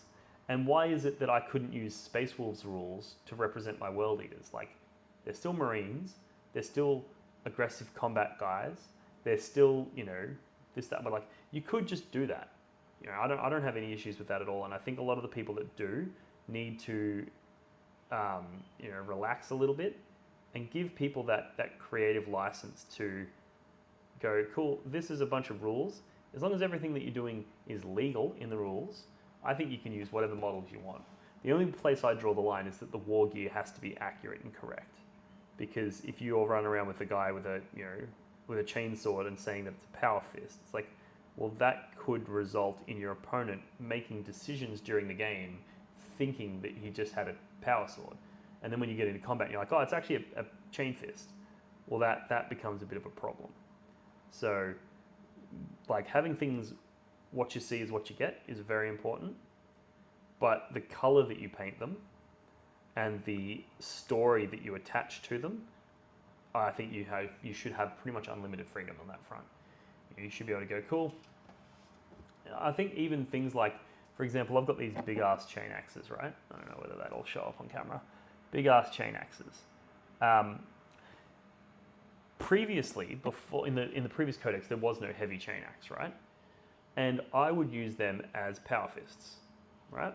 And I would just say, and it's really funny that they then ended up releasing a heavy chain axe profile that is effectively the same as a power fist. But I would just use them as a power fist and just say, look, it's a big heavy weapon, which so he gets neg1 to hit with it, because it's a big heavy weapon, but it swings really hard, so it's times 2 strength, right? That makes sense. And it's a unique model in the rest of the unit. Everyone's got chainsword bolt pistol, and there's one come with a big 2-handed axe. Like, that's the power fist guy. You know, I think that sort of stuff is more or less fine, as long as you communicate it very, very clearly with your opponent at the start of the game, and it's consistent throughout your army. Like, you can't have that and then have another squad where there's that guy and you're like, oh, that one's actually a power maul. Like, you can't do that. You know, if you've got that big thing being a chain axe, then the big thing is a chain axe or whatever. But yeah, so ultimately, I don't have any issues with people running Night Lords as fucking Alpha Legion or whatever, because, you know, you can just say, oh yeah, they're Alpha Legion. They just look like Night Lords. They're tricking you. They're being subversive, you know. That being said, one of the things that I did with my Chaos Space Marines, which I'm sort of going back on now, but what I did was I came up with my own Legion scheme. So it was like a bone color with black shoulder pads and gold trim. And the idea there was that it was designed so that it wasn't any particular Legion, so I could run it as whatever Legion I wanted. You know, I could say these are a Iron Warriors warband, and then Iron Warriors get nerfed, and then the next week I'm like, yeah, no, these are actually Emperor's Children warband.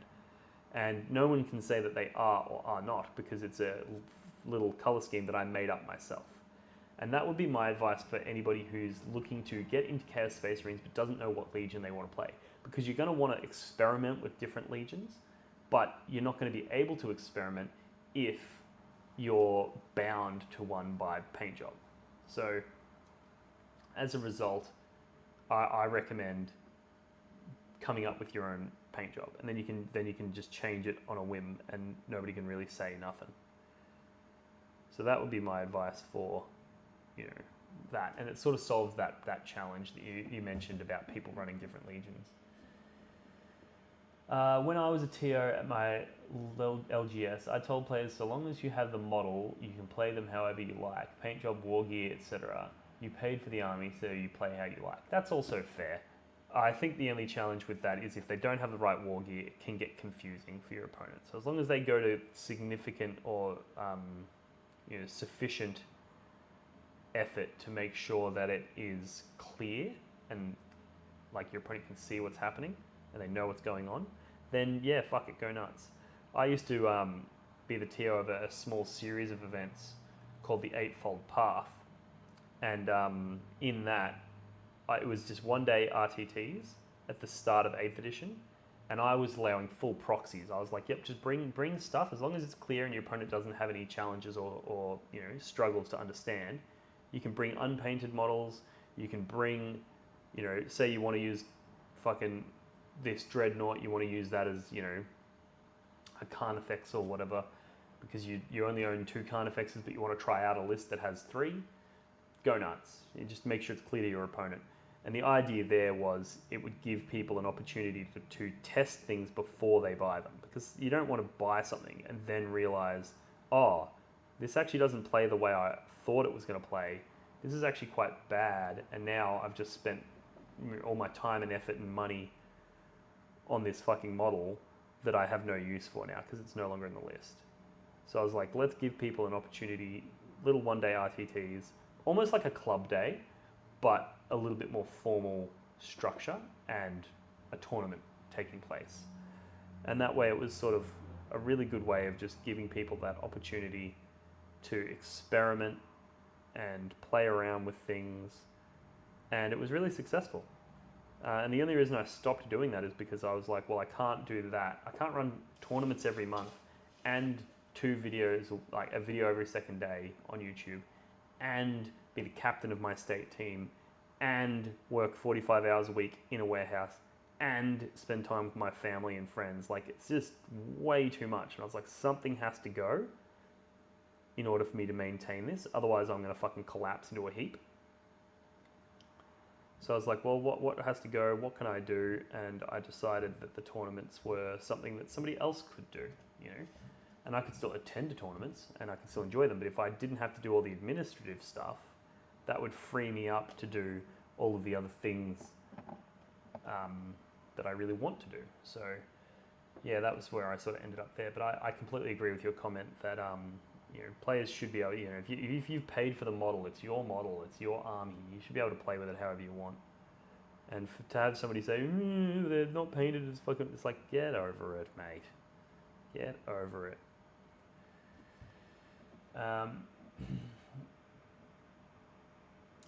How do you think is the best way to run a Knight Abominant in an allied detachment? So this is something that I'm actually really interested in. I've sort of held off on looking into Chaos Knights as allies for CSM, just because previously it was going to cost you lots of command points to do it, and the fact that we had things like Decimators available to us, things like Lord of Skulls available to us, I was like, yeah, I don't know if it's really going to be worth doing. So I didn't really look into it.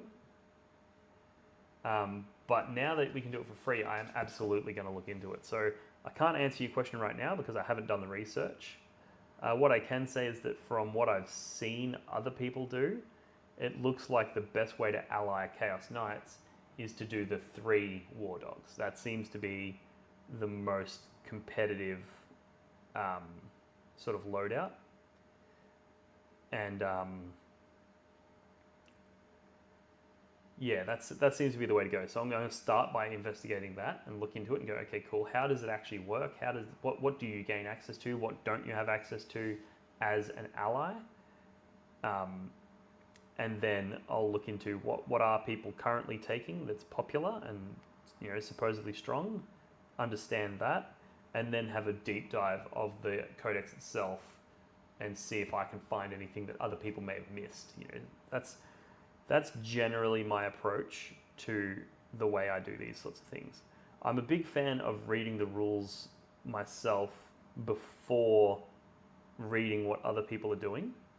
Like when I started with the Chaos Space Marine book, I was like, I'm not going to read anybody else's review of this book until I've done my review, because I find often if you look at what other people are doing first, you'll get like a different lens that you'll look at the rest of the book through. You'll start comparing it exclusively to what other people have said is good, and I think that can be a problem, because it taints the way you look at the book. Whereas if you just look at it with first principles and an open mindset of just, well, what is in this, and is it good based on my understanding, that's the better way to look at it.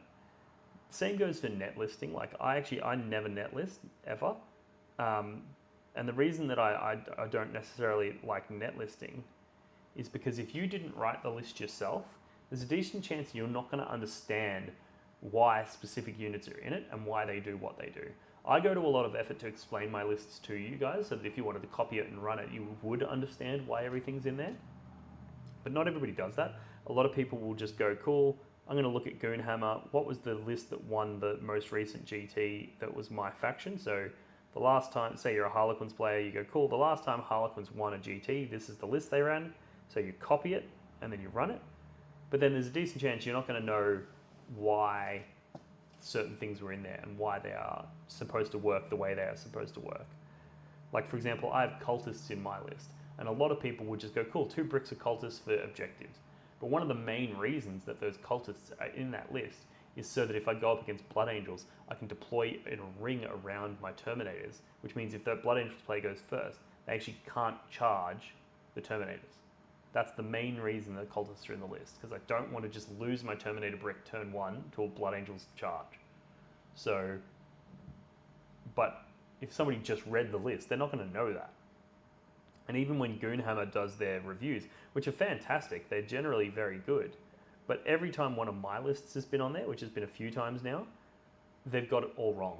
You know, I did one event where I had 10 Noise Marines, 8 Chosen, a Master of Executions, a Rhino, and a Dreadclaw, right? And Goonhammer are like, oh, I get it, he's putting the Master of Executions and the Chosen in the Dreadclaw so that they can turn 1 charge, and then the Noise Marines will be in the Rhino, sitting backfield so that they're safe, and then they can disembark out of the Rhino and shoot downfield with all their Sonic Blasters. That's what they said. That was wrong. That's not how I played it at all in any game. Every single game, the Noise Marines went in the Dreadclaw because they could drop down, they could double shoot and then charge something, and then get on objectives and do massive amounts of damage. And then they would be in my opponent's lines so that when my opponent kills the Noise Marines, they would shoot on death and kill a bunch more stuff, right? It was a suicide bomb. It went in and just did massive amounts of damage in my turn and then more damage in their turn. Meanwhile, the Chosen went in the Rhino with the Master of Executions and advanced up into the middle of the table. And that way, next turn, I would be able to launch out those Chosen and do massive amounts of damage then with those melee attacks. So every single game, that's how I played it. And then I won I went undefeated at a GT where I came second by like 5 points. The guy who won, there was 2 undefeated players and he pipped me out by a couple of points. I was so disappointing because I knew that I would have smashed him if I played him. Anyway, so went undefeated at this GT with this crazy Emperor's Children list, and this was back in the old codex, right? So Goonhammer's done this write-up where they're like, what the fuck? Chaos Space Marines killing things? Chaos Space Marines winning events? What's happening here? Let's look at Dean's list. And they just got it all wrong. And if somebody read that article and went, oh wow, Dean went undefeated at a GT with this Emperor's Children list, I'm gonna copy that because I love Emperor's Children, you know, so I'm gonna run a similar list because it's clearly powerful. And then they go based off what Goonhammer have said, they're not going to get the same power out of the list that I was getting out of it because they're not going to play it correctly. And they're not going to understand why the Noise Marines were in the list, why the Chosen were in the list, why the Rhino and the Dreadclaw were in the list, and all of these elements were designed to work together in a very specific way. So if you didn't write the list, there's a decent chance you're just not going to know that stuff. So I always recommend, you know, write your own list, play your own game, and then refer back to the successful list. So you've got an understanding of what all the units do and why they're there, and then you go, now I'm going to stress test that against somebody else's list. So, for example, if you want to run a Chaos Space Marine list, instead of just looking at one of the ones that I've posted and be like, wow, that looks really good, I'm going to copy it, which obviously you're more than welcome to do, I would still strongly recommend, trying to write something yourself. Because the other thing is there's every player has their own play style. Every player has like strengths and weaknesses as an individual, and the more you play, the more you get to learn your own strengths and weaknesses, and then you can write a list that's going to complement them. Like me, I'm a very, very aggressive player. I want to be fast, I want to be all over the table, and I want to be killing everything. I don't care if I die in the process, but I want everything to die. I don't want to just be sitting there going, okay, cool, you can't kill me, I'm capping objectives and I'm running around, but I'm not doing any damage to you. That's not how I play Warhammer. So if I was to find a list that went really, really successful, because it was a really cagey style of list, I wouldn't get that same results out of it. I need lists that are going to blow my opponent's dick off. That's what I'm here for. So when I write my own lists, I do it from that position, and therefore I get better results with my lists than I would if I ran somebody else's list. Even if their list had just won a major event, I'd be like, cool, that's good for you, but that's not, it doesn't align with how I play. I think you need to sort of co-evolve with your list. Like you write your list, you play games, you learn a little bit about yourself and about your play style and about what works for you. And then you also adapt your list to you. So you sort of co-evolve together. That's the best way to arrive at powerful, competent tournament results, Like the best way to do it is to try and just play as many games as you can, of course, because that gives you the most opportunity for this evolution to take place. So you play as many games as you can, and you make minor tweaks each time. Don't flip your list on its head every time you lose a game. Just make minor tweaks, but frequently.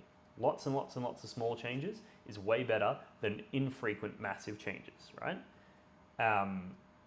And whereas if you just jump from list to list, you're never going to learn that skill and that lesson, and then that's just not a road to success. So that was a pretty big tangent, but I hope you guys got some value out of that. I hope you found that at least interesting. What's next here? Try to find some comments here. Plague Marines at -2 points. Does it affect CSM? Absolutely it does. Depending on what Legion you are, because obviously those Plague Marines don't gain your Legion trait. They do gain your Legion keywords and stuff, so they definitely are something worth talking about. They're really good in Black Legion because you can put the Black Rune of Damnation on them, and then they have the Legion trait, so they can get reroll hits and wounds from Abaddon. They can teleport with the Veilbreaker plate. They can do all kinds of stuff. You can resurrect them. You can put plus toughness on them with fucking mutated invigoration, get them toughness 6. So Plague Marines are very, very strong in Black Legion lists. There's even an argument to be made that they could be a good replacement for Terminators because they cost about half the points. So, you're looking at a 200-point unit instead of a 400-point unit, and that's obviously very, very good. They also work in other legions as well, but maybe less effective in other legions. So, yeah, I think Plague Marines definitely have a place in a Chaos Space Marine list. And like the thing that they lose from the Black Legion is their Legion trait, which is +1 to hit the closest target. But chances are if you're replacing your Terminators with them, you're putting Abaddon's reroll hits and wounds on it. So who cares if you're hitting on 2s? You're getting +1 to hit. You're getting reroll hits anyway. So you're probably going to get lots and lots of hits, regardless of whether you're hitting on 2s or 3s. So yeah, I'm definitely like Plague Marines is something that I initially thought was going to be really, really good in Iron Warriors, because Iron Warriors can get a further -1 damage. The challenge I have with the Plague Marines, if they're trying to be some kind of brick anvil kind of unit, which is what they are, is that they're very, very vulnerable to mortal wounds. And because they don't get the Legion trait, you can't even get around that by putting them in Word Bearers, because Word Bearers' Legion trait would protect them, but because they're Death Guard, they don't get Legion traits. So ultimately, I think if you're going to do Plague Marines, in a Chaos Space Marine list, you're probably going to want to do Black Legion, and you're probably going to want to replace your Terminators with them. And then all you need to do is think about mortal wounds in a different way. Think about how you go about protecting yourself from them. Simple things like cultists in front as a screen, so that if people try to smite you, they're smiting into cultists. Or things like just if there's a particular enemy unit that does a lot of mortal wounds in combat, maybe don't charge it with your Plague Marines, charge something else. Or make sure that you're the one charging them, so that you fight before them and you kill them before they get an opportunity to do those mortal wounds. Like, there's plenty of ways around it, but it's something that you definitely would have to factor in, and something that you would have to consider in every matchup, just to make sure that you don't fall prey to those mortal wound damage. But yeah, Plague Marines are definitely something that I'm planning to look into as well, in a little bit more detail going forward, just to see, what we can sort of do there.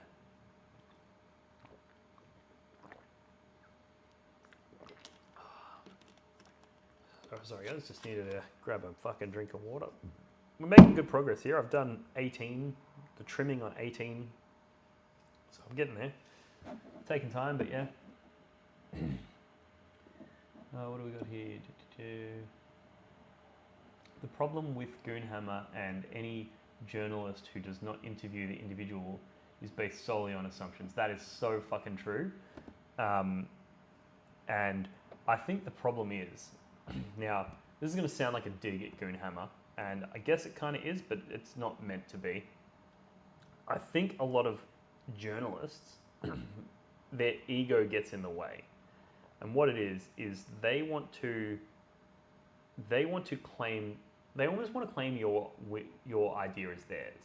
So instead of them going, oh, cool, Dean won a GT, let's talk to him about his list. Oh, Dean, tell us about your list. Tell us what you think is really good. Tell us what your...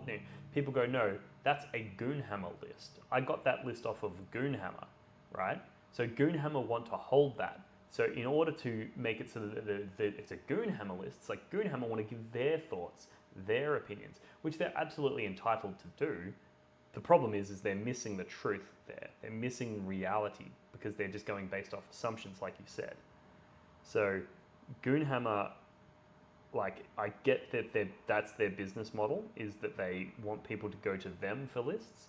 They don't want to tell people, oh, Dean from Blog for the Blood God did really, really well with an Emperor's Children list. We got him on to discuss it. Here's what he had to say. And then I say a bunch of really profound, interesting stuff.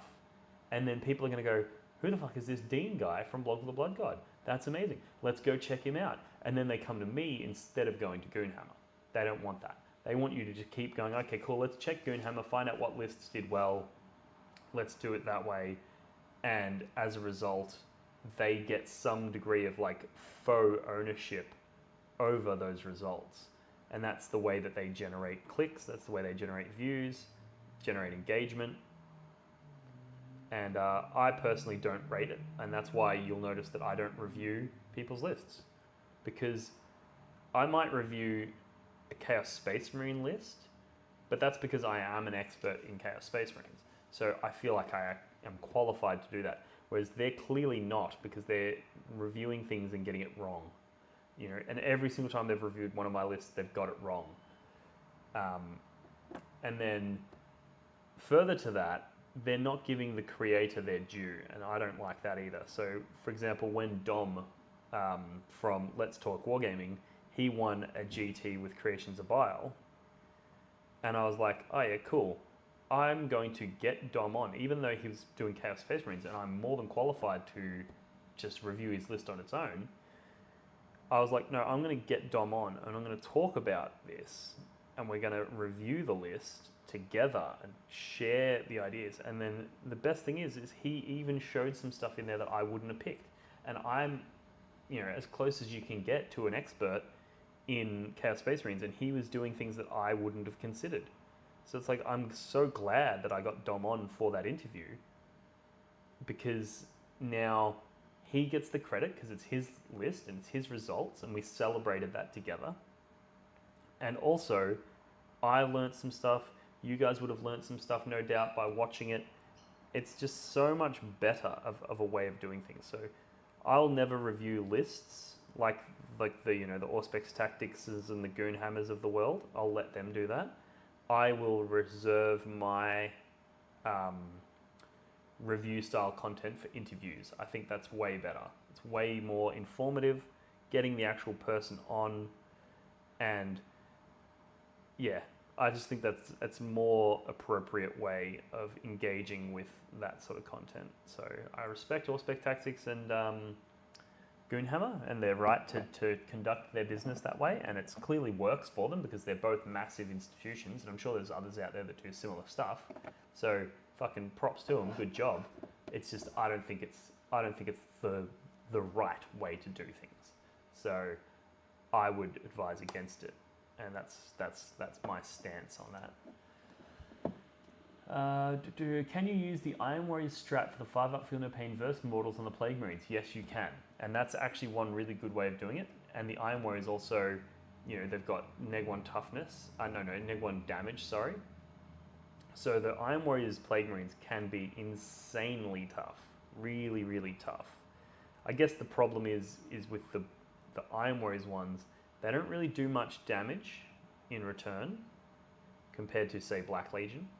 So it's like, okay, cool, you've got this really tough unit, but what's it doing?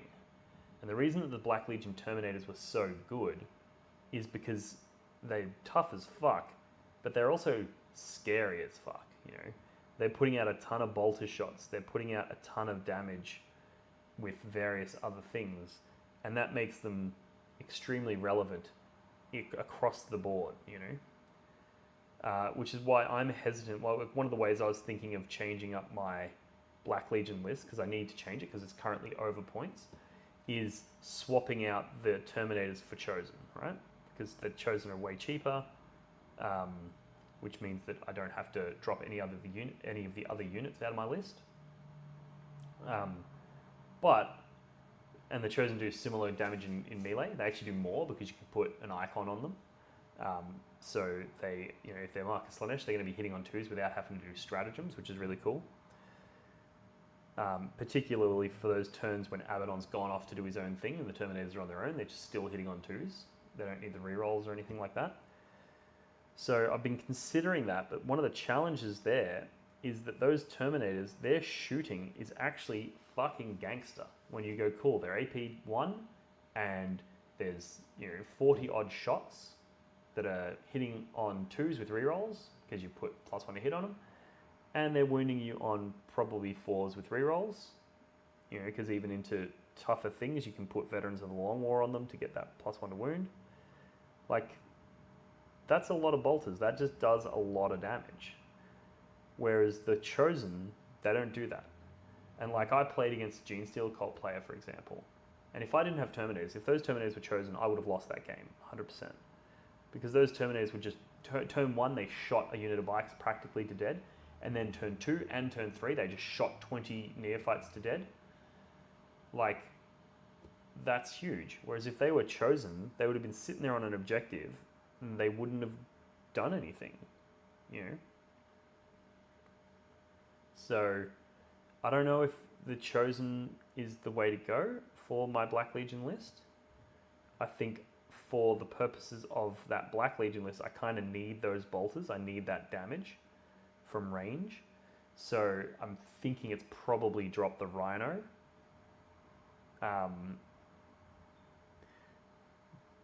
But it's hard. And this is exciting. I love this sort of conundrum that I'm in now, because it means that I have to think, I have to engage my brain, and I have to try and solve this challenge, which is one of the most satisfying parts of Warhammer for me. Like, for me, the number one thing in Warhammer is the social element. I love just hanging out with the boys. Often we'll get together to do a hobby night where we'll all get together and paint some stuff, and literally we'll paint like 2 models each, but we'll spend the whole time just shit-talking politics and shit-talking this, that, and whatever. And it's like, it's actually just a friend group hanging out more than it is anything else. That's one of the main things I enjoy about Warhammer. And second to that is the engaging the brain and problem solving component. That's really rewarding as well. So this has just reinvigorated at least one of those elements to the next level, because I was sort of, if Arks of Omen didn't come out, or if I was going to LVO where they're using the Nephilim pack, I would just use the exact same list from the last event, because I went undefeated 2 events in a row. If it ain't broke, don't fix it. So I just wouldn't change anything, and that's has its advantages, right? Because it means that I can just continue to refine it. I don't have to think. I can continue to develop the tricks and stuff like that. I can rely on the practice that I've had so far to continue doing what I'm doing. So that's all pros. But the con is that I'm denied that opportunity to have fun trying to solve a challenge, trying to unravel a mystery of, well, what do I do? What's the meta going to look like? How are things going to be different? So, yeah, I hope that sort of answers that. Adam Camilleri, say expert one more time, Dean. Welcome to the stream, brother. You should come over and join. I know you're a bit. Adam's you would all know Adam Camilleri from Art of War Down Under, good friend of mine. He's an expert in many things. He's the number, or he was at one stage the number 1 heretic Astartes player in the world with Dark Angels, and I was the number 1 heretic Astartes with Chaos Space Marines. So we had a really cool battle report where we both wrote army lists that were based around bikers. So he had a whole ton of Ravenwing bikers, and I had a whole ton of Red Corsairs bikers, and we basically had a biker gang showdown to see who would be crowned as the number 1 Heretic Astartes player in the world. And I think he won by a couple of points, or I won by a couple. It was really fucking close. I can't even remember who won. I think he won. But yeah, no, it was a sick game. Adam's a sick dude. But yeah, maybe I'll get Adam on for a podcast, and we can have an expert conversation. What else we got in here?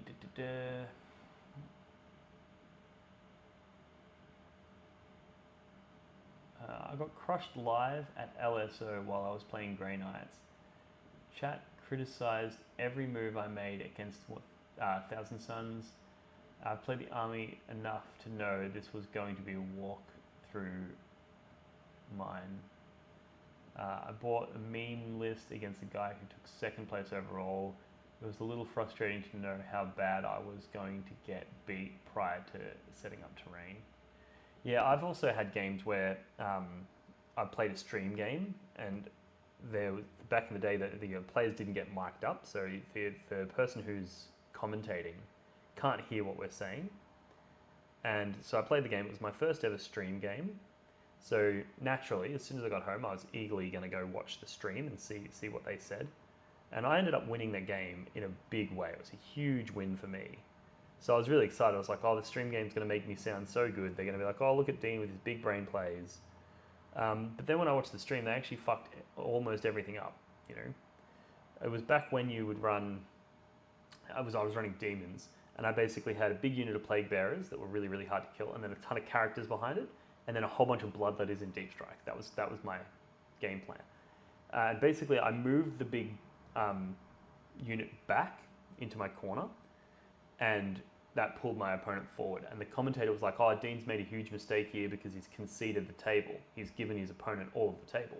And my opponent basically spread out to cover the whole table. And they were saying, oh, Dean's fucked it here. He's completely lost it. This was such a mistake. And then in my turn, I then deep strike in the bloodletters. And the reason that I did it is because I wanted them to spread out, because the further they're spread out, the more my bloodletters are able to tag multiple units. Whereas if there's like unit here, and then a unit behind it, I actually can't tag that unit behind it because I can't get to it. Whereas if they spread out and create a triangle, it's actually easier for me to get in and tag them all. So I was like, if I give them the board, they're going to spread out, which is going to allow my bloodletters to get in deeper and tag all of their stuff. And then basically I did all these pins where I basically get 3 models, put it on each corner of another model, and now they can't fall back. So I'd pin one unit and then tag a bunch of others. And now they're stuck in combat with me. They can't shoot me. They're stuck in combat with bloodletters. They can't fall back. And I just dominated from then on out because he just couldn't kill me because he was a guard player. So he was like, cool, I actually can't kill these guys. And I had objective secured models all over the table, so I just won. It was like part of my plan was to try to pull him out. Because if I went in, he would have turtled, and then I wouldn't have been able to pull off all of those pins. And if I couldn't pull off all those pins, he was going to be able to shoot me all game, and he would have blown me up. So even watching a stream game where they're watching the game, the people commenting on it often get it wrong. So I think interviewing people is very, very important part of content like coverage. You know, if you're covering something, interviewing the people responsible is a very important part. And if there's anybody out here watching this that has a channel that does this sort of stuff, I would highly recommend reaching out. And most people, when you reach out to them and say, hey man, you did really well at that event, I'd like to bring you on my channel for an interview or something, most of them are flattered. Most of them are really happy, and they're more than happy to do it. They'll sacrifice time out of their day to help you create content for your channel.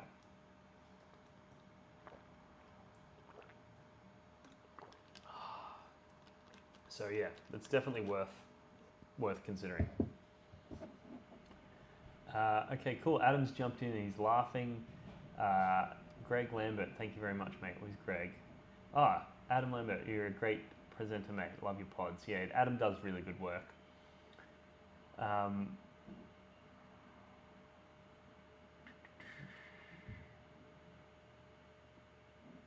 Yeah, what else we got? Adam Blackmore. Dean, sup bud? Just finished a game, my Black Legion versus Nids. Used the Veilbreaker plate on a sorcerer you talked about, loved it, put it to use alongside a 10-man Terminator squad. Thanks for the tip. No, you're welcome, man. I'm glad it's getting results for you. Was this in the new Tyranids or old Tyranids? Sorry about that car. This is the garage and the missus is just leaving, so it's a bit loud. What time is it? Nearly 3 o'clock, cool. Yeah, I'd like to see if the new Nids are as scary as they were previously, if these nerfs to the Tyranids have just completely removed them as a threat. I think they have, but we'll just have to wait and see.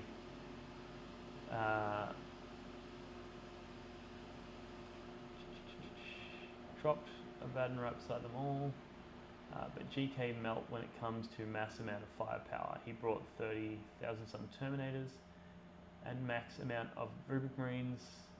I had a plan to say at least. Yeah, no, that's cool. So I'm officially now caught up with the chat. So if you guys have any questions for me, now would be a fantastic time to get them in. I'll probably keep going for, I don't know, maybe another half hour or so. And then I've still got a fuck ton of these Legionnaires to paint. So I might do another one of these, you know, in a couple of days and, you know, see what people have to say when we get a little bit more information. Because obviously we've got a lot of the Arks of Omen stuff, but we haven't got all of it. Well, at least I haven't got all of it, so there'll be plenty more information to come.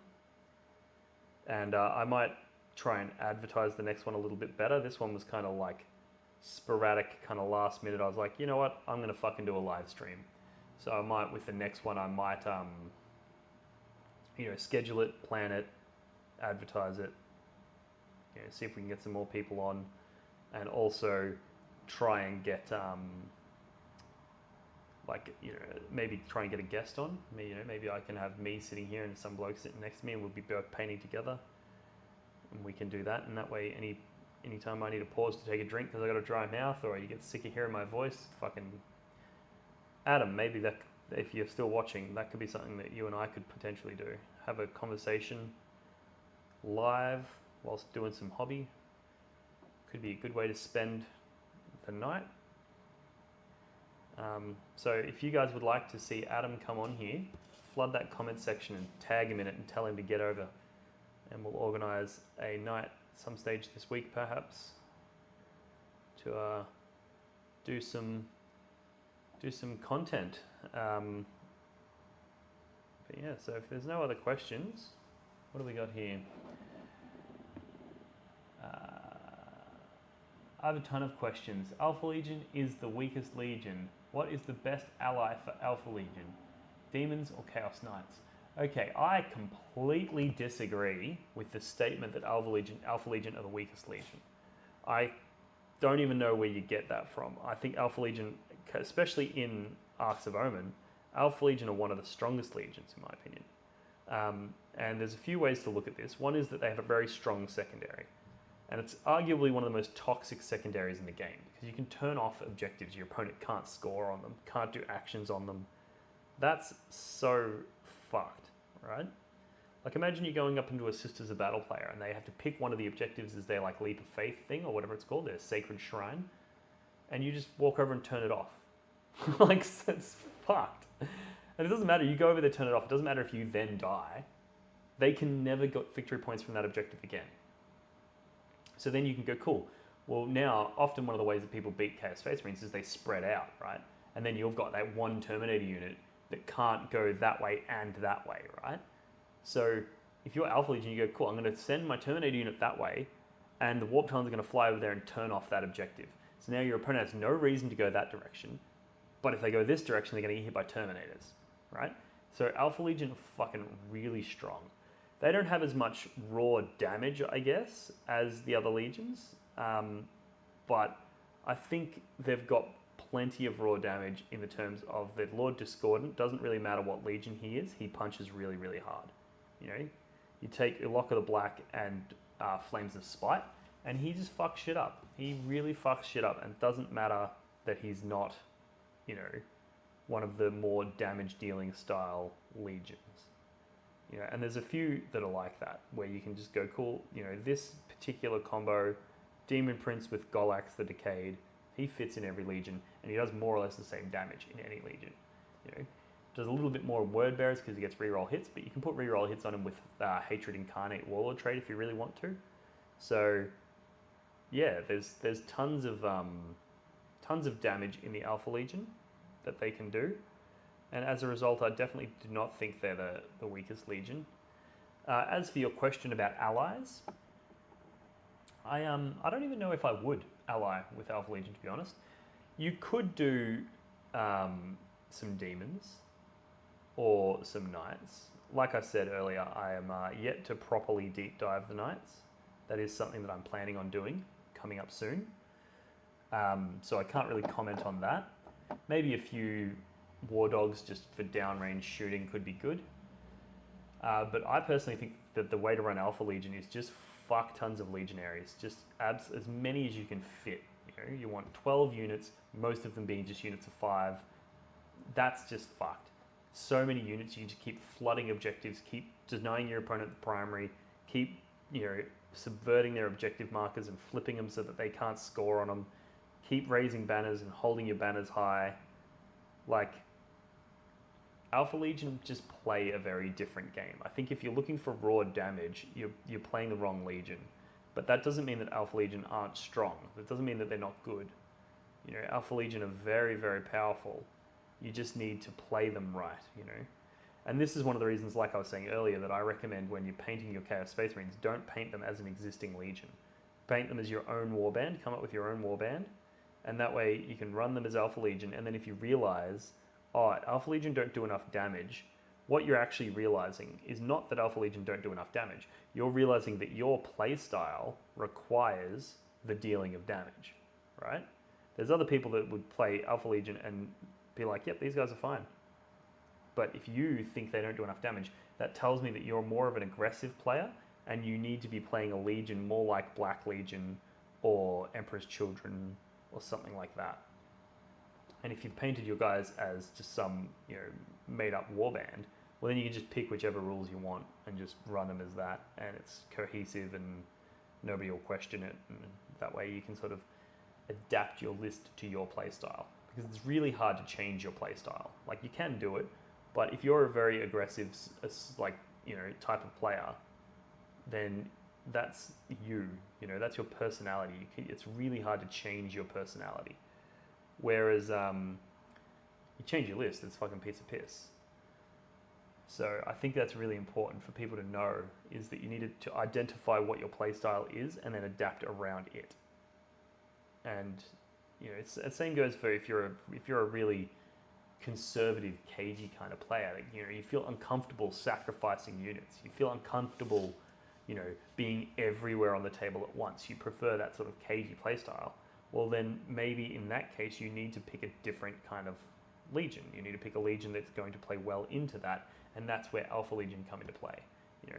They're like, you're going to die. Your whole army's going to die, and you're not going to kill much of your opponent. So if you're an aggressive type of player, that's not going to sit well with you. But if you like that sort of, I'm scoring objectives, I'm achieving the mission, and I'm a mission-oriented kind of guy instead of a fight-oriented kind of guy, well then that's fantastic.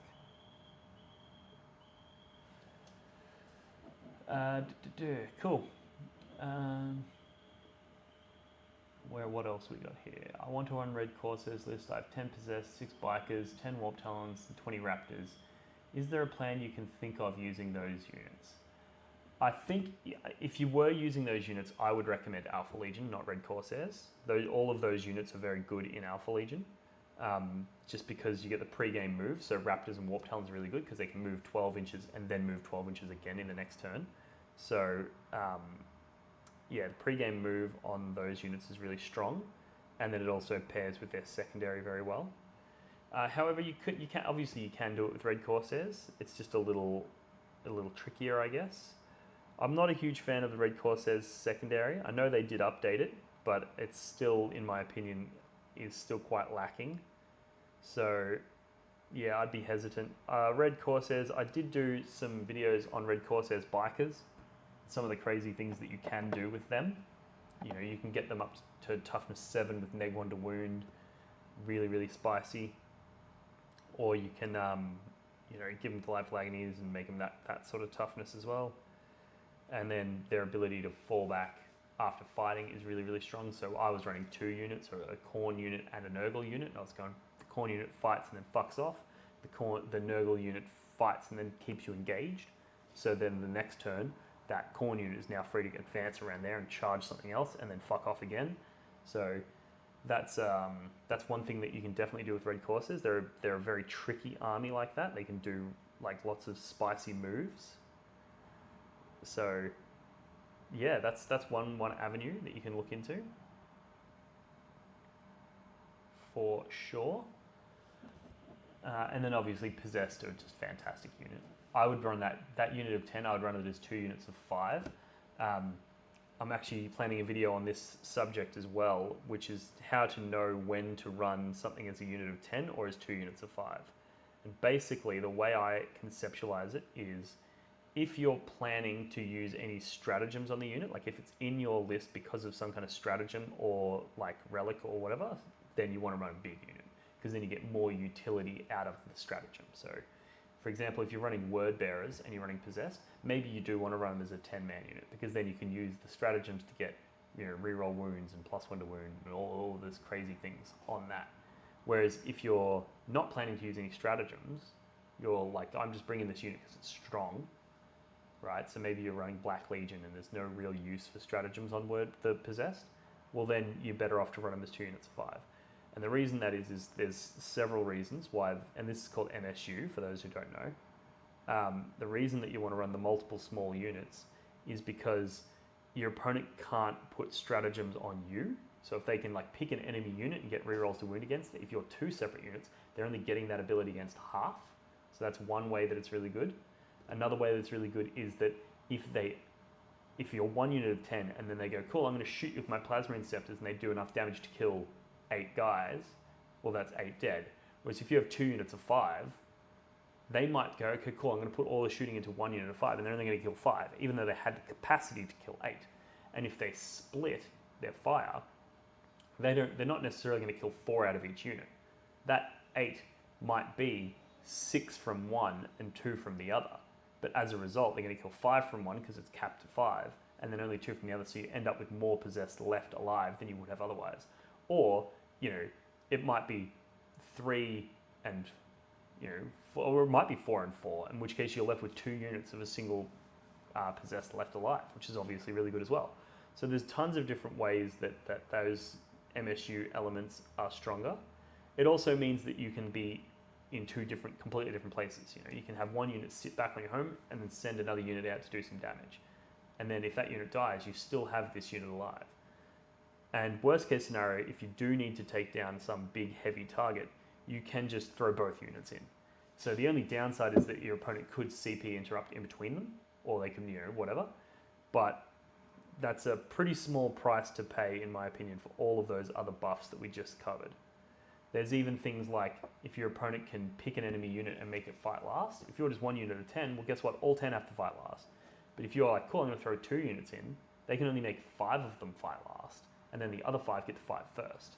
So MSU is definitely way stronger outside of a few fringe cases where you're better off with the big unit, and they're almost exclusively situations where you have a plan for a specific stratagem that you want to get maximum use out of.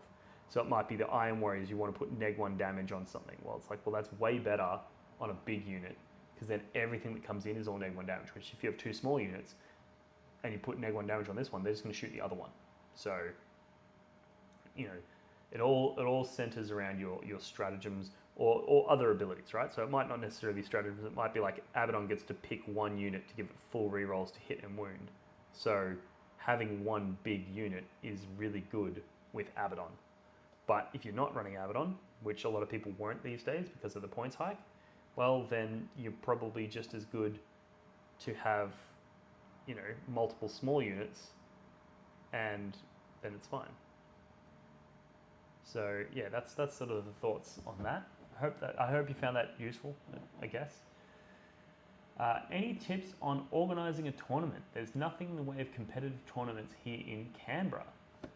I'm surprised because Canberra used to be somewhat of a competitive hub with CanCon being there every year. Organising a tournament is a fuckload easier than you would imagine. So my advice is just do it. You'll fuck the first one up. You'll fuck it up, right?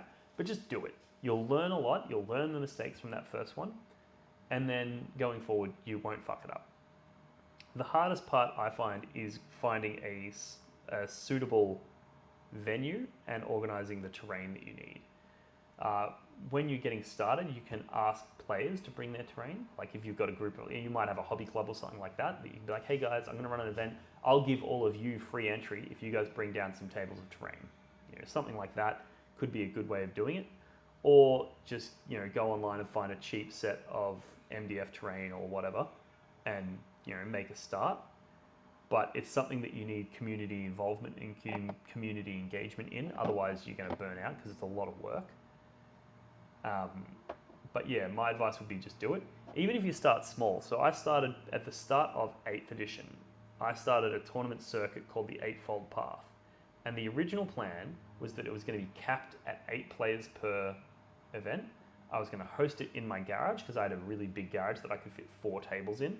So my plan was to host it in my garage, have 8 players. It would be invite only, right? And I'd invite, my mates, and then from there, if we didn't have 8, we'd open the invite out to the general community. And that was my plan, was to just run these little 8-man RTTs. And the idea was I was going to run them every month so that we could practice our lists and whatever, right? But then literally the first one, we ended up with 10 people wanting to play.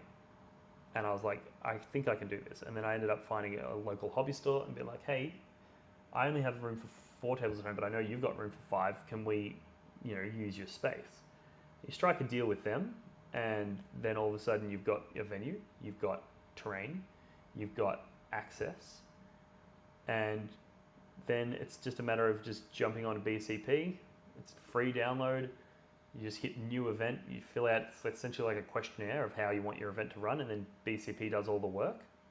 It's really, really easy. So if you're in a state or a country or whatever that doesn't have many tournaments, I think the biggest roadblock for people is that they're hesitant because they don't know. It's an unknown and they don't know how to run a tournament, so they're worried about it. But I guarantee you, once you've done it, you'll be like, wow, this was so fucking easy. Why has it taken me this long to run tournaments? And I ended up then going on to becoming one of the primary tournament organizers in my state because I loved it. I loved the experience. It was great. And then I started running tournaments every month, and then those tournaments started growing, and then other tournament organizers reached out to me asking me to help them run their events, and then I ended up, they handed it over. They were like, look, I'm not interested anymore, so I would run the event. So I picked up Vic Masters, I picked up Ascension, I picked up a bunch of different smaller events and started being the TO for those. And it's just, it's really not that hard, and it's really quite rewarding. I guess the challenge is it is a lot of physical work, right? So you've got to, like, even just designing the player pack and stuff like that, when you start getting a little bit more advanced with it, it becomes more work. But there's nothing stopping you, and say you get 3 of your mates over, so there's 4 of you, you set up 2 tables in your house, one in the fucking living room, one in the garage or whatever. You could run that as an RTT, and you can go, cool, 4 players, 3 rounds, it's a round robin. You know, so round 1 I verse you, round 2 I verse you, round 3 I verse you. You know, and round 1 you verse him, you verse him, you verse, like, so you can do a round robin for 4 players. Run that as an RTT, and then you only need 2 fucking tables. So you put together 2 tables with a train. Run that practice event in your house, and then that'll give you a bit more comfortable and confident with the the ins and outs of BCP. And how that all works, and then if it's something you enjoyed and you got a lot out of it, then you can look at expanding it. Yeah, I think just do it is my advice for anyone who's looking to create a tournament. Just do it. Don't overthink it. So I hope that was helpful. And you can always, obviously, you can always reach out to people, tournament organizers that you're familiar with, and be like, hey, I'm having this challenge with BCP, or there's this, that, or whatever. And most tournament organizers, by nature, are people who are very supportive and people who want to help community. So they will help you to, do the same. I think you would seldom see a tournament organizer who's not prepared to reach out and help other tournament organizers. It's just not how it works. Because the type of personality that wants to run events is generally the type of personality that wants to help other people. So, yeah, that's my advice there.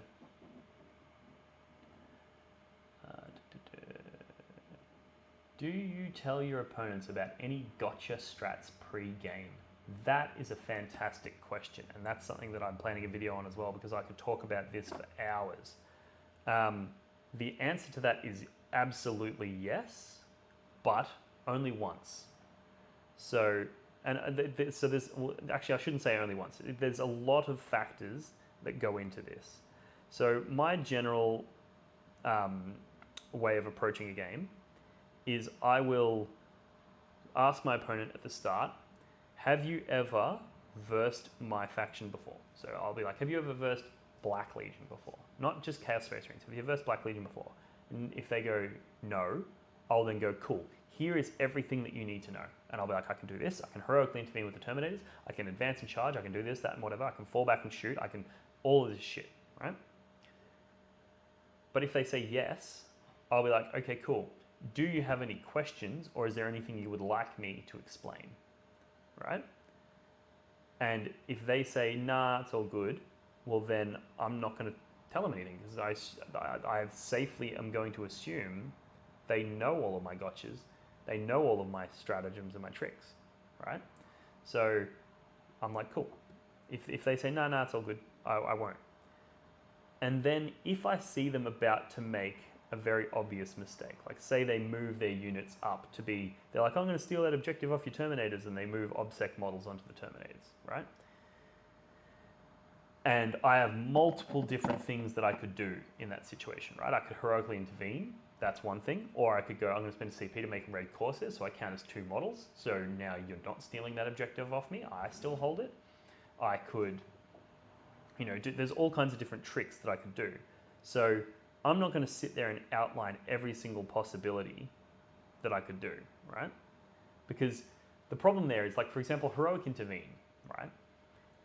If you warn your opponent every single time, you'll never do it. And in that case, why is the stratagem even in the game? You'll never use it. Same with Auspex Scan is the best example, right? You can do Auspex Scan when they drop, but if you warn them, they're just not going to drop there because you're just going to blast them, right? So if you just say, oh, if you drop there, I'll Auspex Scan you, they'll go, okay, cool, and they'll move. And you'll be like, cool, what was the point of this fucking stratagem, right? You could argue that the point of the stratagem is that it limits your opponent's areas in which they can deep strike, because if they do deep strike in that area, they will get shot. But ultimately, I think those gotchas are designed to be part of the game. I think that's part of the point, is that, you know, you need to be able to use them. And as long as you give your opponent the opportunity to ask the questions and you prompt them, you say, do you have any questions? You know, do you understand this? Would you like me to explain anything? You give them all of that, you know, then it's on them. That being said, there is another layer to this as well, which is that if you have, if it's the first round of a tournament, for example, right? Like, so I played Will Milton at Men's Masquerade, and it was the first round of a tournament, and he was really, really nice to me during the game. He was telling me about his gotchas, even though I wasn't asking. I already knew about them, but he was telling me anyway, right? And he was super informative. He was very chill dude. And then we got to a point where I had an opportunity to do that heroic intervention because he had fallen back from Abaddon, but he'd just gone to 3.1 inches. And the thing is after you fall back, I can spend a CP to consolidate. And that means I can move 3 inches, which means I'm now 0.1 inches away, which is engagement range, which means I'm now locked in combat with you again. So I was like, okay, I could pull a savage gotcha moment here, but I'm not going to for multiple reasons. One was that it was the first round of the tournament, and I didn't want to start the tournament off potentially arguing with my opponent, right? Because, you know, if he had been like, no, you can't do that, that's not fair, I'll move it further, blah, blah, blah, then it's an argument, right? So I was like, I don't want to start the event off like that. That's not how I like playing the game, so I don't want to start the event that way. And also, he's been such an absolute gentleman that I would feel really dirty doing it. Third to that is that it's the first round of the tournament. So if I do this, like, and then lose 2 games later in the event, it would have been done for no reason because I still lost anyway. So I generally would tell people in that situation, and I told Will, and he was very thankful, and it was all good. He just moved back to 4.1 inches, and everything's fine. Whereas then in the next game, I was playing a Harlequins player who's a good friend of mine, Lawrence, and he had a situation where I had played him a couple of days prior.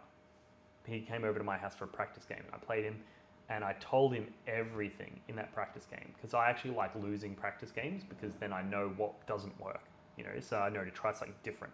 Whereas if you win a practice game, you don't really learn much, and your opponent learns a lot. So I was like, I'm happy to lose this game, so I told Lawrence every single trick that I had, so that he could be prepared for them. And I still ended up winning that practice game. But then when I played him at the tournament, I was like, okay, Lawrence knows all my tricks now, so I'm going to have to do some creative stuff in order to win. And in that practice game, I told him about the heroic intervention. I told him about everything.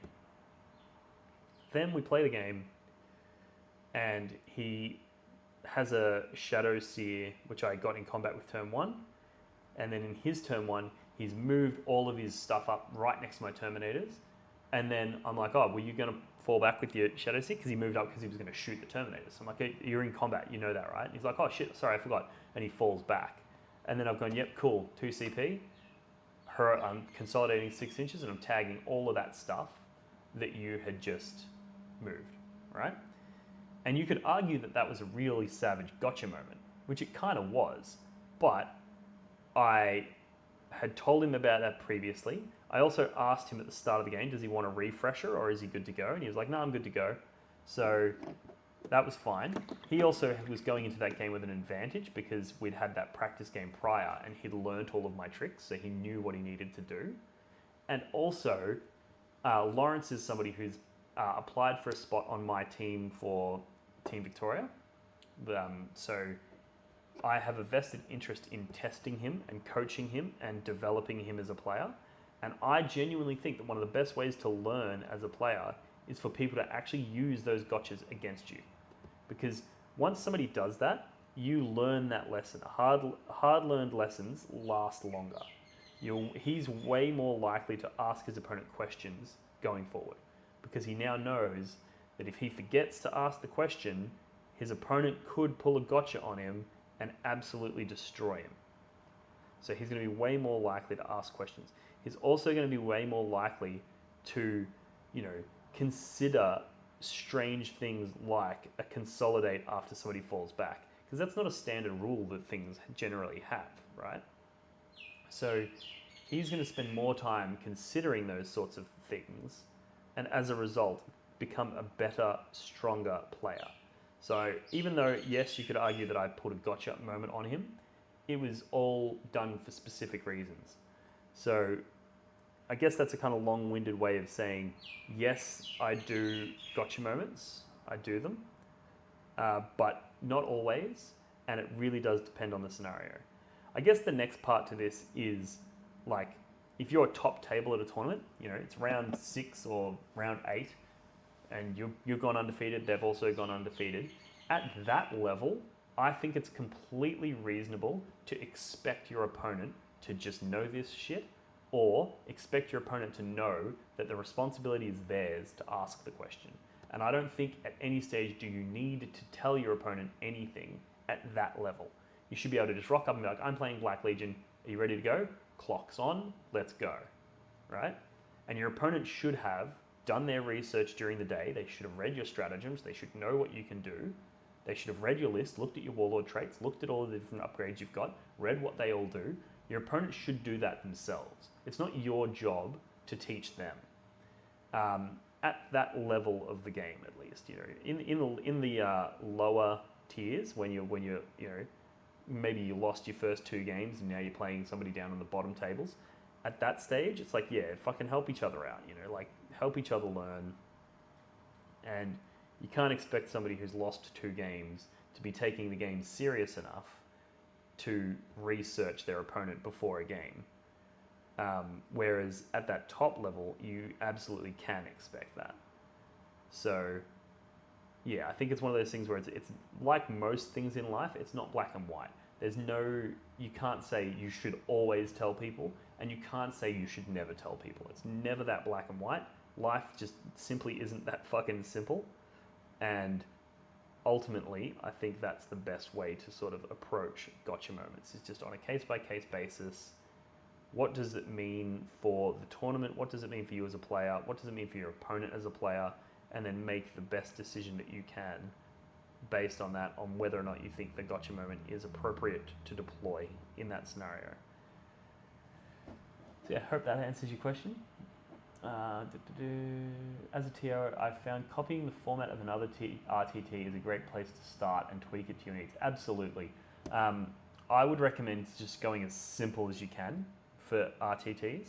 Just go, cool, it's just 3 rounds, it's this many fucking, it's 3-hour rounds, it's using the mission packs. One thing as a TO that I definitely recommend is use the WTC FAQ, put that in your player pack, that we're using GW FAQ, and we're using the WTC FAQ, And then if people have questions, you'd be like, fuck off, don't ask me, check that, Whereas if you don't put that in there and then people start coming to you with all these weird janky FAQ style questions like, oh, what happens here and how does this work? And then all of a sudden you, as the TO, have a huge task ahead of you to solve all of these fucking challenges. So I would highly recommend just going, cool, we're using those FAQs. If you have any questions during the game, make sure you check those FAQs before asking a TO. And then if you're still unsure, that's when you call over a TO. Have all the rules handy, have them all ready so that the TO can just read the rule, interpret it, and then move on. And if you put all of that in your player pack, then the running of the event will be very smooth and it'll be very easy because you've already given players clear expectations on what they need to do and how they need to sort of approach the situation. So yeah, that would be my advice. Do you think any demon engines are worthwhile? I think venom crawlers have a lot of utility. You've shown Black Legion decimators have value. Anything else? Probably not, to be honest. I think you hit the nail on the head right there, is that venom crawlers, they're definitely potential. They do good work. And decimators, absolutely. Forge Fiends in an Iron Warriors list are interesting because they have a stratagem for their blast weapons, which means they get maximum shots and they can shoot into combat with them. I think that's how it works, or it's +1 damage and they can shoot into combat. One of those two. Either way, I know that the Iron Warriors Demon Engines are interesting. And they obviously also get the whole, neg 1 damage, neg 1 to be wounded. So you can do some pretty janky stuff with your Iron Warriors Demon Engines. But outside of that, I think Demon Engines are kind of just a bit of a wash. The other one that I've been looking into ever since Arks of Omen is the Blood Slaughterer. It's kind of interesting. So they're only 125 points. So if you sort of view that in a similar kind of realm as the Venom Crawler, but with this guy, he's got decent movement. He can auto advance 6. So if you're Red Corsairs, you can advance and charge, which is really good. And he also has a gun where if he does any damage to a model, he then gains +2 to charge when targeting that model. So you can deep strike in with him, shoot a knight, and as long as you do damage to it, right, which is pretty easy to do because it's like strength 8, AP 3, 3 damage, do some damage to it, and now you get +2 to your charge. So you're going for a 7-inch charge. That's pretty cool. Or you can move up, advance, and then go for the advanced charge with Red Corsairs, shoot the thing that you're about to charge, get the pluses to your charge distance. So they're kind of cool. And they're sort of just like a Dreadnought kind of profile, but really fast and punchy. So I think they're interesting, and they just received a points reduction. But other than Demon Engines, I mean, the Lord of Skulls, if you want to consider that a Demon Engine, which it is, they're very powerful as well. Particularly, once again, in Iron Warriors, because you can make them neg 1 to wound, and they're big, tough models. And now that they get their Legion traits, regardless of, the detachment, that's pretty cool. So yeah, there's some interesting stuff there, but most of the stuff like Mauler Fiends and that sort of stuff, and Helldrakes and Defilers, I think they're all just garbage, to be honest. And it's really disappointing because I have so many of them in the shelf there, and I love them. I loved playing with those Demon Engines. Like the Mauler Fiends was one of my favorite things. I used to run World Eaters. I used to have 2 Land Raiders with Berserkers in it and 2 Mauler Fiends. That was my list for a long time. And it was just tons of fun. The Mauler Fiends were fast. They used to be really fast. They would, they were just cool. And then they kind of just died and they haven't been very good for a while. What have we got here?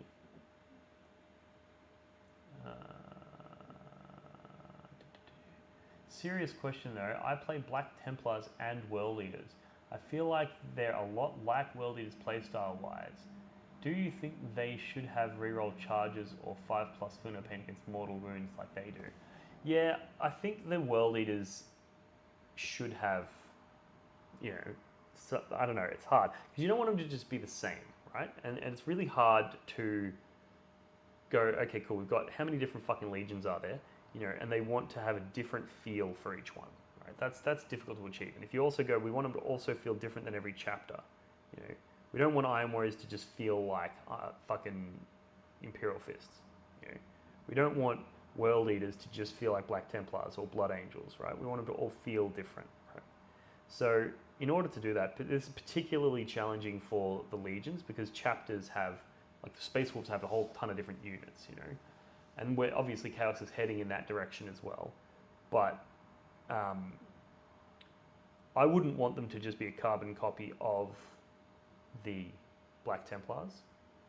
I'm glad that they're different. I would have liked to have seen more in the way of like exploding hits or pluses to number of attacks, but more than just one attack extra, and then they also need some way of getting into combat. So something like 3d6 charges, or maybe the ability to disembark out of a transport and then charge, like the transport that moved. Like if they gave Land Raiders assault ramps like they used to, then World Eaters would be sick. They'd be so much fun. If you could go, cool, this Land Raider has 10 Berserkers in it. It's going to move up its 10 inches. They're going to disembark out 9, so 19 inches worth of movement, and then they're going to charge. That would be really fucking cool and tons of fun. And it wouldn't even be that broken because you'd have to buy a freaking Land Raider to be able to do it. So it's a heavy investment.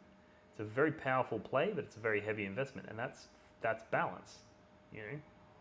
So that's something I would have liked to have seen. I don't think I would want them to just be a carbon copy of the Black Templars, though.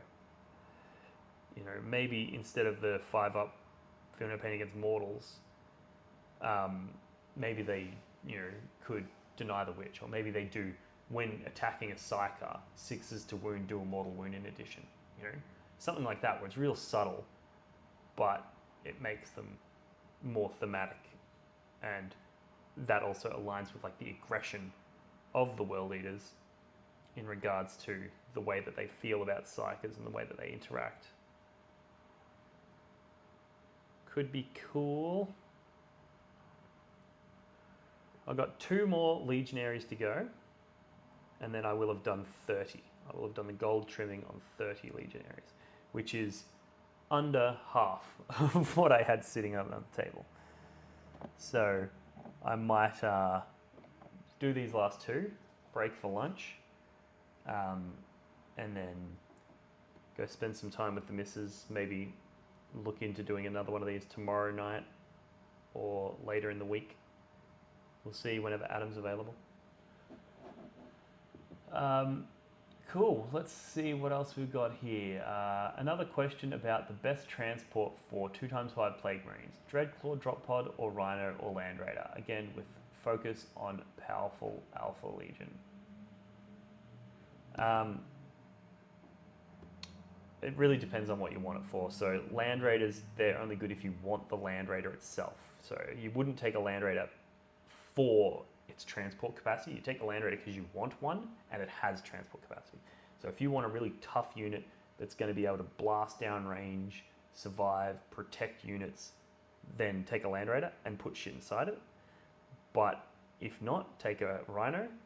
And the same goes for the Dreadclaw. Like if you want that unit to be able to arrive anywhere on the table in that first turn, and then you also want the Dreadclaw. You know, you want a unit that can fly around and hit things with its blade struts, you know, and drop little bombs on things, well, then take a Dreadclaw. But if you don't need any of that stuff, then there's nothing wrong with the Humble Rhino. Especially now that they got free war gear, so you can put the Combi Melter on it, you can put the Havoc Launcher on it, so they're actually, it's a relevant damage dealer in its own right for its points costs, then absolutely, take a Rhino. So it really depends on what you want. It's hard to just say that this is the best, you know, in that situation. CanCon is a friendly-only tournament, unfortunately, non-competitive. Yeah, so CanCon used to be the Australian ITC Championships. It used to be the competitive event, the #1 competitive event. But then when COVID hit, the pandemic hit, they turned that convention center into like a vaccine center. And as a result, the event couldn't run. And then we weren't able to run events anyway because, you know, there's a pandemic happening. So as a result, it had to give up that mantle to South Australia, and that's Uprising now. And that's the event that I'm going to in a couple of weeks. So it's taken that mantle as the ITC Championships, and now CanCon has just reverted back to being a fluffy sort of non-competitive event, which is, you know, I guess it's unfortunate, but there's nothing stopping people from reaching out to the organizers of that convention and saying, we would like to run a competitive Warhammer 40k tournament at that event. Like, it's not that big of a stretch to do, and then you can have your competitive tournament. So, and I for one know that there's tons of people that miss the CanCon competitive tournament, and if the opportunity presented, they would run one there again, and they would play if there was one ran there. So I'm actually, and I count myself as one of them. You know, like if CanCon, if there was a competitive 40k event in Canberra, I would go. Look up WinterCon. I think WinterCon used to run out of Canberra, and it was a competitive event, so that might be something worth looking into. But yeah. Next question. So can you do a quick rundown on this All Legionnaires Alpha Legion you were talking about? Just a quick rundown. So I've actually just recorded a video this morning where I break it down in great detail, which is going to come out in the next couple of days. So I won't go into too much detail here, but the quick rundown is basically it's 12 units of 5 Legionaries with upgraded weapons, a couple units of a single Obliterator, and then the Warp Talons and the Raptors. And basically turn 1, you move the Warp Talons up, charge things, tag them all, move the Raptors up, you invert an objective, and then you just keep bringing on Legionnaires and Obliterators into your opponent's deployment zone to get you those behind enemy lines and subvert secondaries. Meanwhile, you've got a couple of units of Legionaries with las cannons that are moving up the field, raising banners, those sorts of things, contributing fire down range, and you're just flooding the boards with a bunch of little dorks. But they're little dorks that have like decent combat weapons, so they're actually not a threat you can just look at and be like, eh, whatever. Like, it's lots of stuff. And it scores really high on secondaries. It's going to score really high on primaries because you've got all these objective secured bodies just fucking all over the map. And it's just a really strong, fun, themed Alpha Legion list. But yeah, I've got a video coming out soon where I talk about that in great detail. So I think you'll enjoy that. It seems like there's a lot of Alpha Legion players in here. How do you do that much trim so quickly? It takes me ages. It does take fucking ages. And I have you guys to thank, because one of the ways that I find is the best for doing lots of trim. First of all, you have to have very low standards. Like if you could, I'm using a thick fucking brush and I'm just smashing it on. And then the theory is once I coat this in Nuln Oil, it'll hopefully hide most of my mistakes. And then I can go back in and touch them up if I need to. Like for example, I just painted the spikes on this bolter. You know, they got like the side of the bolter, it's got that curved bit with the spikes coming off of it. When I painted that, I painted over, so two of the spikes are merged together. It's just gold on this spike, gold on that spike, but gold in the middle as well. And I'm like, yeah, whatever, I'm just gonna keep plugging away. I'm gonna keep going through it. And then when I put Nuln Oil over it, that'll hopefully hide it. And if it doesn't, I'll just get a piece of black and just put the line in there and touch it back up.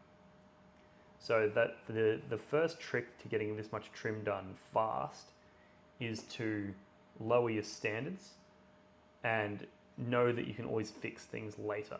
So if you do that, you'll be more motivated to smash it out. And then the second is to find something that's going to attract your conscious attention. So like I'm having this conversation, which is attracting my conscious attention, which means that my hands are just sort of in autopilot mode. I'm not really thinking with my hands, I'm just doing. And that means that it's not as boring and taxing because I'm not thinking about it. Whereas if you're sitting here and you're conscious about what you're doing, it's gonna drive you fucking nuts. And you're gonna end up being bored as shit. Whereas if you can get a conversation going or something like that, then it's much, much easier. And I actually find that this conversation in particular, this type of conversation, is particularly good because it's one way. And that sounds bad because it's like I'm not listening to you guys, which I am. But the thing is when I have people over and I'm trying to do it then, and it's a two-way conversation, it detracts too much of my conscious attention, right? Because now I'm trying to engage in their body language. I'm trying to, be attentive to them and look at them. Whereas it's really rude if I'm just sitting here and you've come over and we're having some drinks and we're doing some painting, and I'm just looking down the whole time. I'm not making eye contact. That's rude and it feels counterintuitive. Whereas if I'm just talking to a camera, I don't feel rude for not making eye contact. I don't feel rude for the fact that I'm spending a lot of time looking at the mini that I'm doing. But I'm still able to, every now and then, jump up, read the comments, engage with you guys directly that way. And also, it means that, my consciousness is focused there, talking to you guys, whilst my sort of subconscious just goes through and does all this painting. So being able to just go, cool, in this one sitting, I've done 30 Legionaries worth of gold trim. That's, that's the way to do it.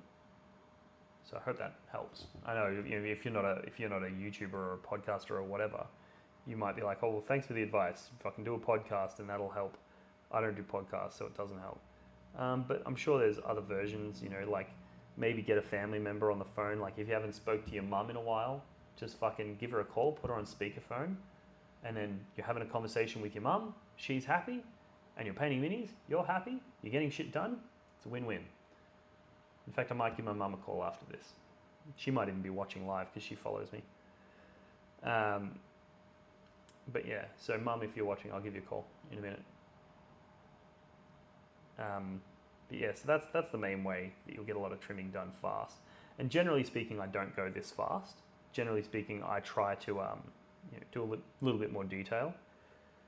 But when you've got 80 odd Legionaries that you need to have painted for the next tournament that's coming up very soon, it becomes a little bit more of a situation where it's like, just fucking get it done.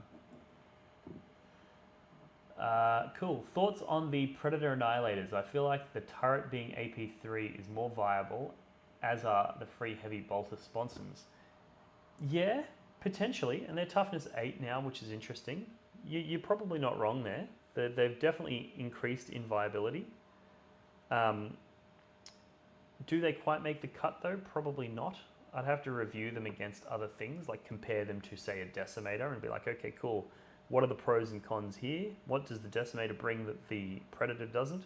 What does the Predator bring that the Decimator doesn't? And what's better? So, I've already got a list, and like I said earlier, when you're trying to refine your list, you always want to make the smallest changes possible. So I'll look at my list and go, okay, everything in this list is working quite well. So if I'm going to change it, what's the one small thing that I would change?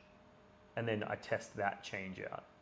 So it would be something like putting in Predators instead of Decimators. But whilst simultaneously keeping the rest of the list exactly as is. And then, making a judgment of the Predators based on that. But yeah, definitely in the Marine meta, those heavy bolters become a bit more relevant because the AP1 is relevant, the 2 damage is relevant, and the higher AP on the autocannon is also very good as well. So yeah, you're not wrong. You're absolutely not wrong. It's definitely worth considering them. But yeah, cool.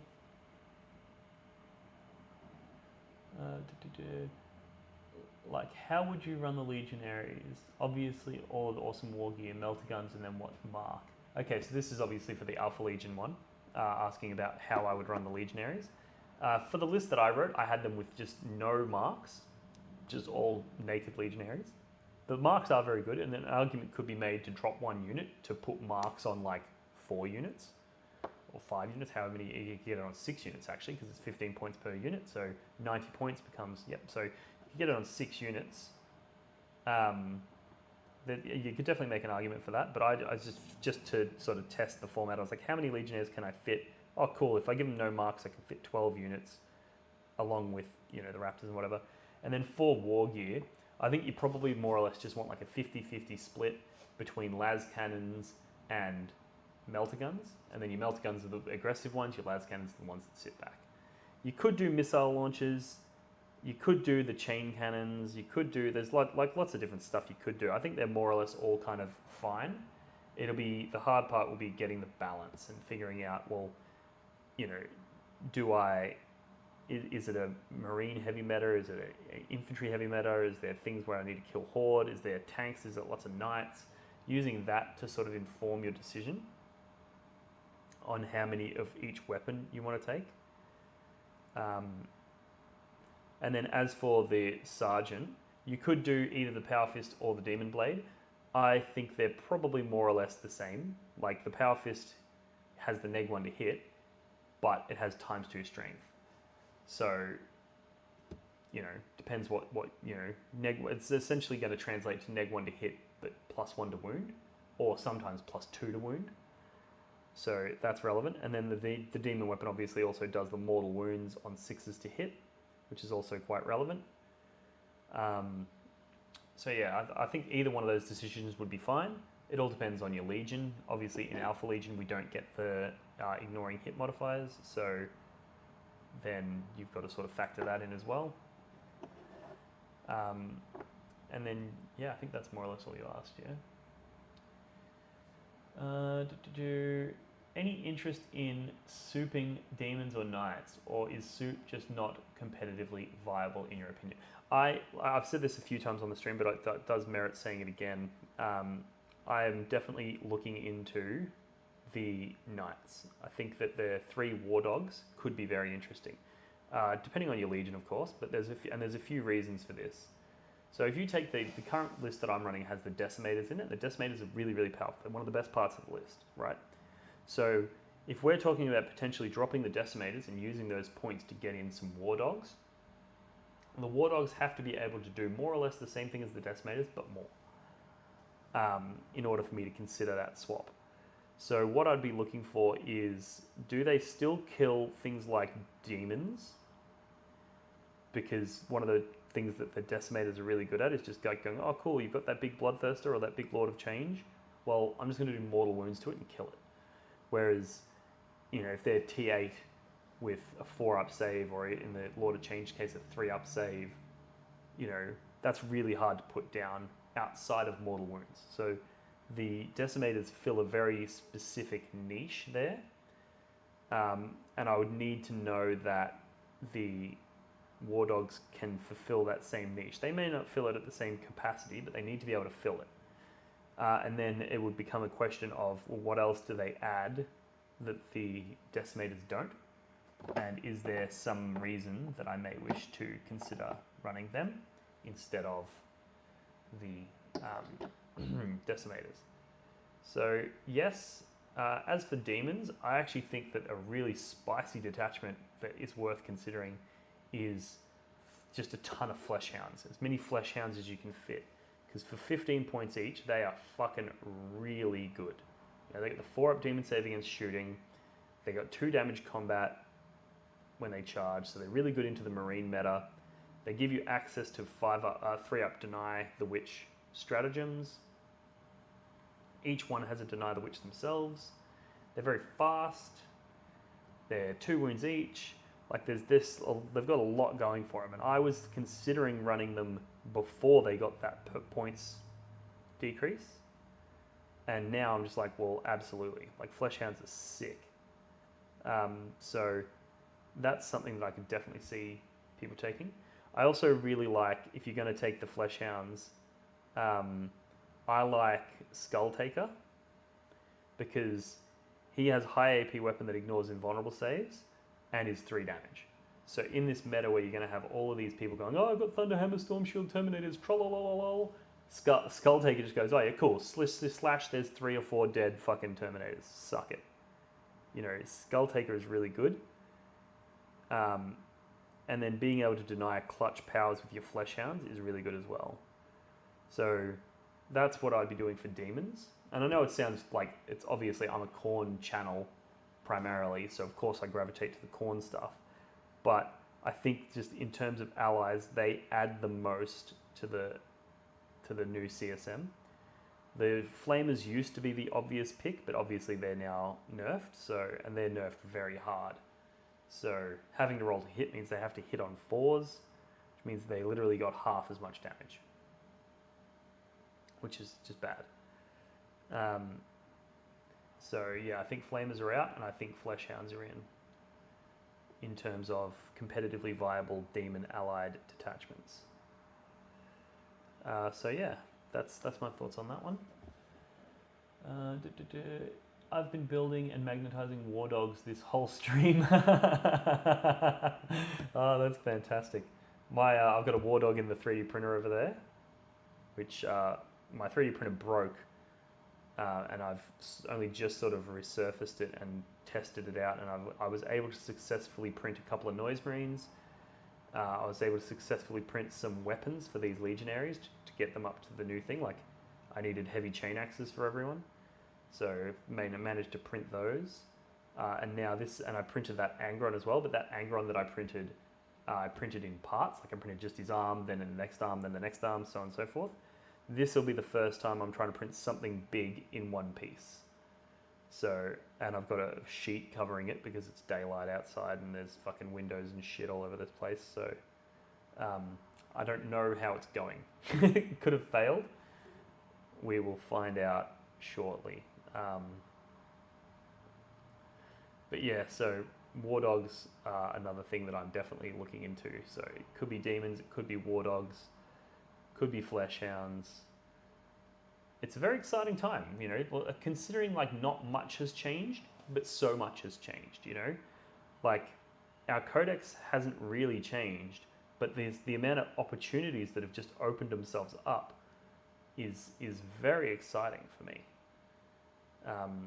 Especially from a content creating perspective as well. Like I just have so much more to talk about now. Now I can talk about demon allies because previously it was like, yeah, you can take them, but you probably don't because it's going to cost you all your CP and you need your CP for other things. So you probably just don't take them. Whereas now it's like, fuck oath you take them. Like, why not? So yeah, I think that this is a really exciting time to be a Chaos Space Marine player.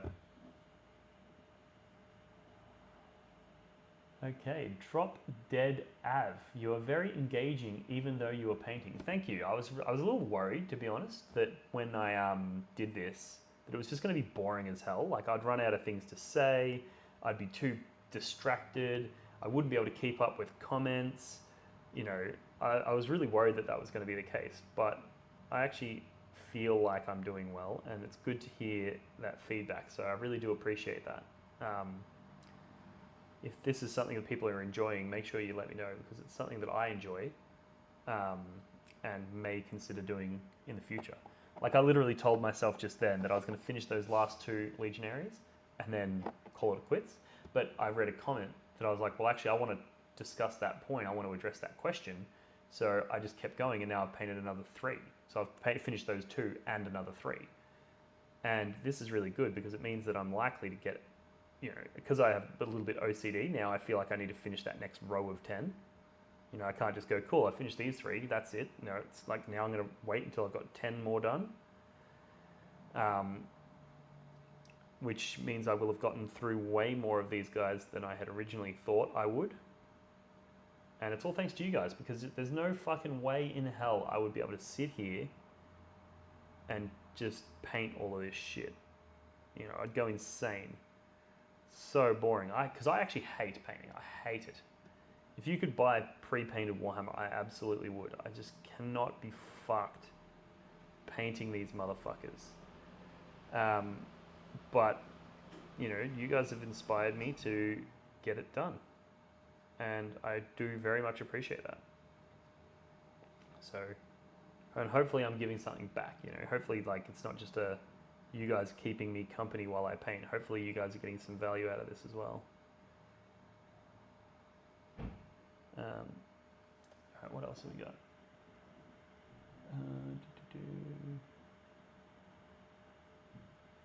Fleshhounds have an AP1 flamer, which is very fucking good.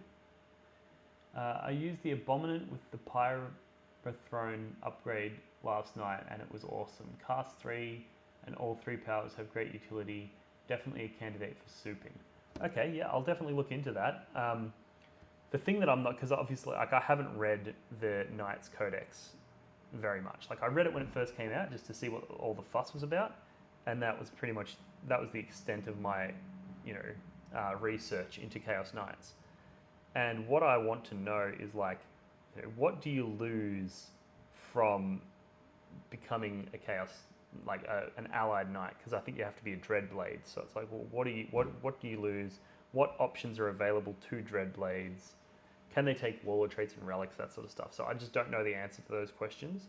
And I think before I can have a well-formed opinion, I need to know the specifics of how it all works. So, you know, I might try and find somebody who's a competent knight player and get them on for a conversation and just go, cool, let's talk about it. Let's dig down and find all of the power in this book. Because, you know, I feel like I'm pretty good at, like, once I've read a rule, I immediately know whether or not it's going to be able to be relevant or not. It's very rare that it, like, takes me multiple times to read something to be like, wow, that's actually really, really good. So as long as somebody can help me like point me in the direction of what you can do, I'll then be able to pretty rapidly assess what you should do. And hopefully I can then share that information with you guys and save everybody a lot of time. So that would be cool. I just need to find the right person for that undertaking.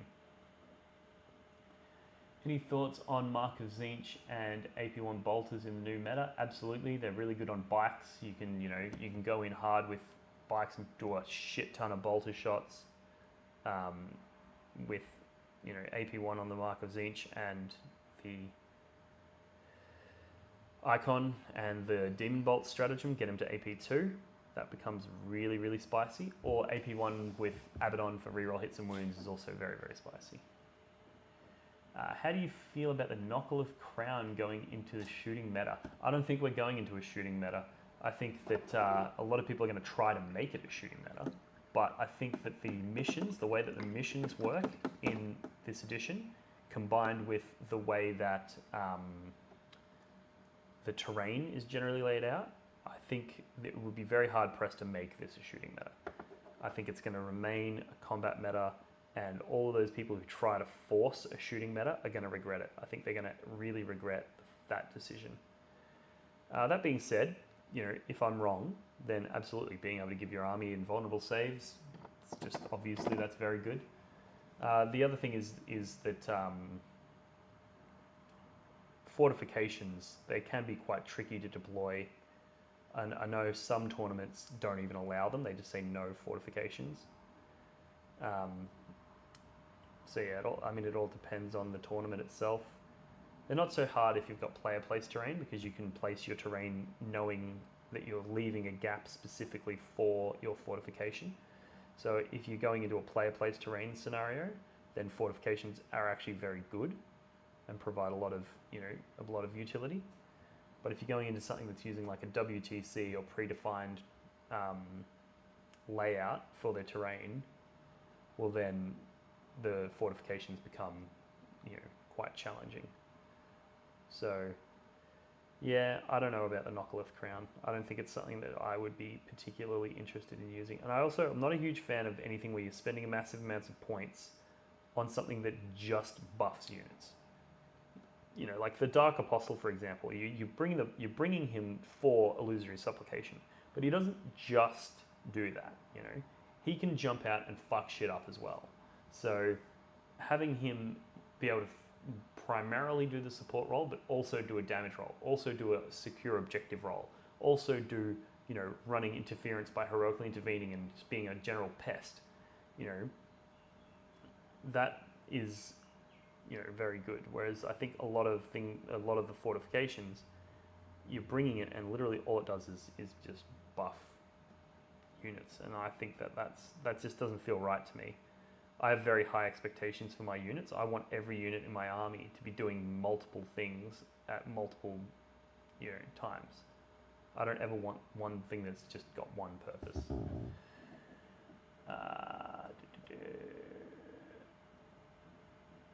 Yeah, so I think we're more or less caught up. Is there anything I missed up there?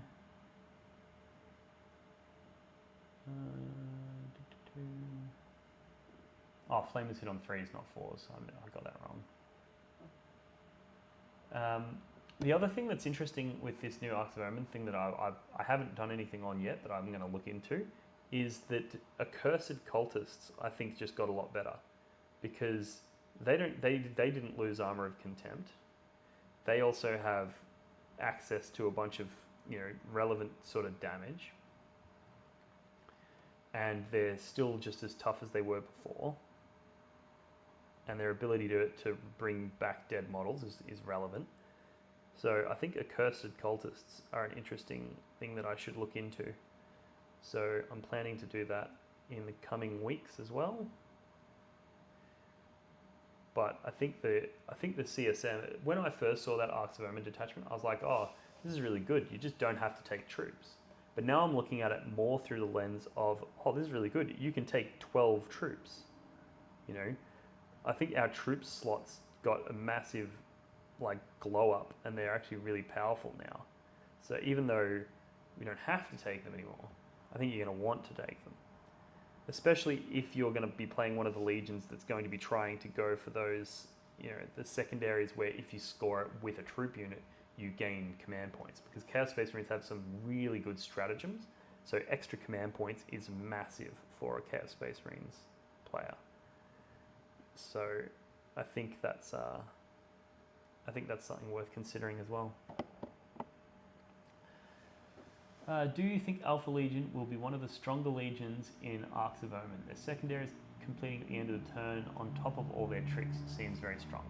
Yeah, absolutely. I do 100% believe that Alpha Legion are going to be one of the strongest legions to come out of this season. 100%. And just like you said, their ability to get that secondary is really good. And being able to turn off your opponent's fucking ability to score is just, that's game winning. That's so game breakingly strong. And then on top of that, like, just bulk legionaries is going to be very good regardless of which legion. So then the question becomes, well, which legion is that the best in? Like, which legion benefits the most from bulk legionaries? And I think Alpha Legion have a genuine claim to it being them, because they can put them back into strategic reserves, which is really cool. They're neg 1 hit if they're sitting back with las cannons blasting down range, so it's harder for your opponent to deal with them. And then there's also the stratagem where if people try to deep strike near you, you can spend CP to make it so that they can't drop within 12. So that's really good because there's going to be a lot of people taking behind enemy lines, like what we are.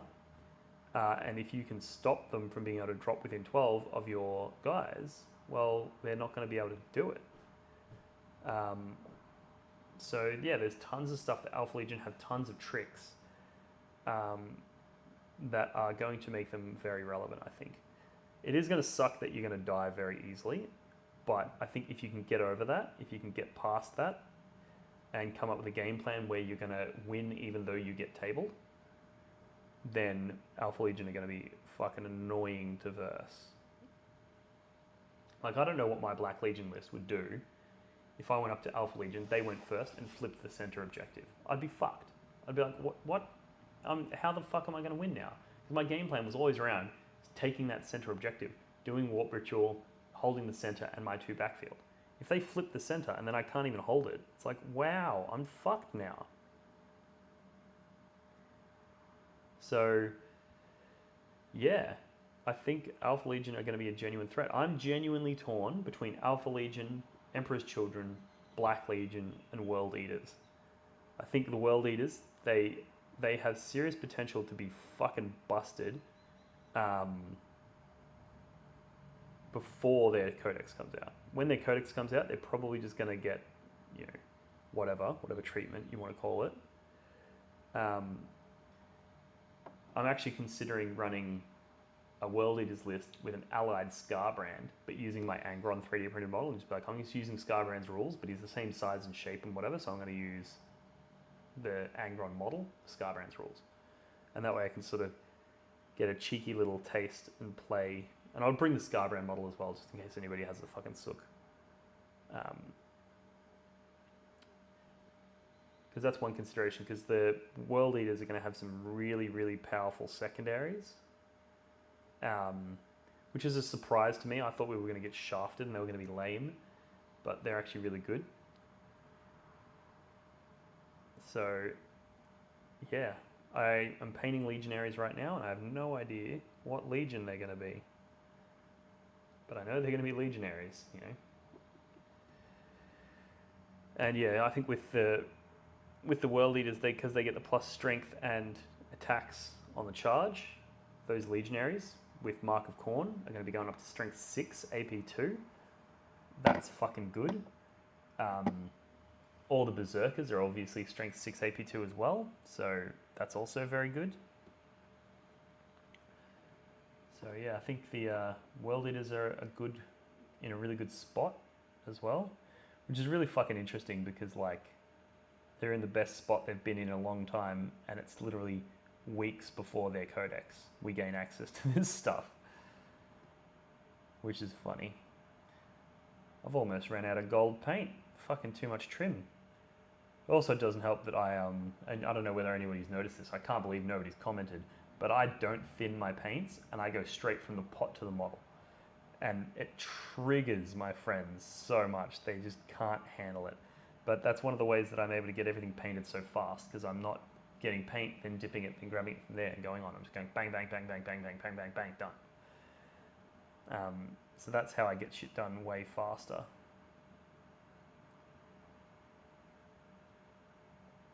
But yeah, the world eaters look interesting. No cocktails on a Sunday afternoon. I've got a video with 4 cows themed cocktails if you're interested.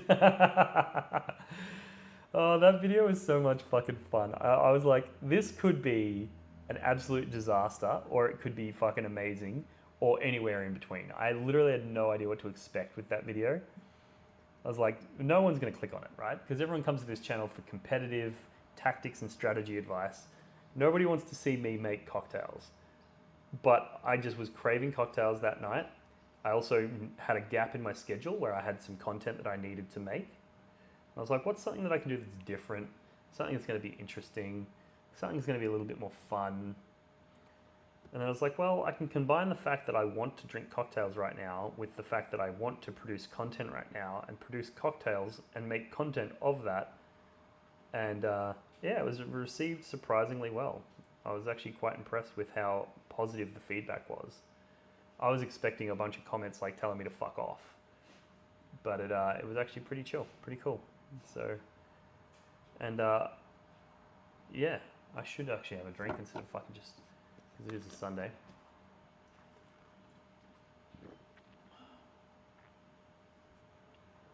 But I actually started this stream relatively early. What do we got? What do you think of Despoiled Dominions? Sorry if it's already been asked. It hasn't been already asked. So this is the Black Legion secondary where you basically do an action on the objectives, and then if you despoil it, your opponent has to roll 4 up or their actions fail. It's just like a worse version of the Alpha Legion one. The problem I have with it is that if you do it in your home objective, it's only worth 1 victory point. And then to do it on the other ones, you can't do it if there's enemy models on it. And because it completes, like, I don't know, I think it's going to be too hard to do. And I think it's going to score too low. And it competes with banners, and banners is really good. I think there will be some missions where you'll be like, actually, this is really easy to do, this is really good. But by and large, I think the problem with it is it's going to be too hard to do, and it's going to score too low. I'll look into it though, because Black Legion, like, they don't have very good secondary options. So if there is play to that secondary, it's worth knowing about it. But my gut tells me that it's not going to be competitive, because I think your opponent will be able to stop you often. And the fact that it's only worth 1 point on your home is like, why even bother? So that's my thoughts on Despoil Dominions. Hey, from an Aussie living in the UK. Ah, cool. I hope you are good. Do you think there are rules we haven't seen for Angron? If so, what do you think they could be? I think for Angron and for World Eaters, this goes for the World Eaters in general, I think we've pretty much, all of the rumours that we've seen have been pretty much confirmed true. So all of the stuff that's been leaked has then been revealed by Warhammer community to be true, which means I'm likely to just believe everything that's in those rumours. That being said, we haven't seen everything rumoured. Like, we don't know what the blood type is yet. You know, we don't know what those abilities are. And we have some ideas. Like, they've said, oh, you can resurrect Angron. But we don't even know how you generate blood type points. You know, they've said there's a few different ways and there's a few potentials and stuff. So I really do think that when we do get that codex, we're going to realise, oh, this is actually pretty good. I am concerned about Angron, though, because he's toughness 7 and he's only got like 18 wounds. So I think he's just going to get shot to death, especially in this new Marine meta. People are just going to be like, oh, cool, Angron. Have some plasma. You're dead. And especially if like you compare him to somebody like Be'lakor. Now I know Be'lakor's a lot more expensive, but if you compare Angron to Be'lakor, it's like Be'lakor is like 5 to 10 times harder to kill. You know, because he's neg 1 to hit, he's neg 1 to be wounded, he's neg 1 damage, he's got a 4-up demon save. Like he's so he's toughness 8. Be'lakor is so fucking tough. And it's like, Be'lakor is just a demon prince as well. Like, Angron's a fucking demon Primarch. Like, I don't understand why Be'lakor is so much tougher. And then you could talk about the damage dealing, but Be'lakor deals fucking heavy damage as well. He's D3 plus 3 damage, ignoring invulnerable saves. Like, Be'lakor fucking slaps. So you compare the two and you're like, this is just ridiculous. And then you compare, and I know I did say earlier in the stream that you shouldn't compare a cross-faction like this, because like there will be other things in the World Eaters Codex that demons can't do. So maybe Angron's a little bit weaker, but maybe there's other things that are better. So an army with Angron and those other things could be better than an army with Be'lakor or Skarbrand.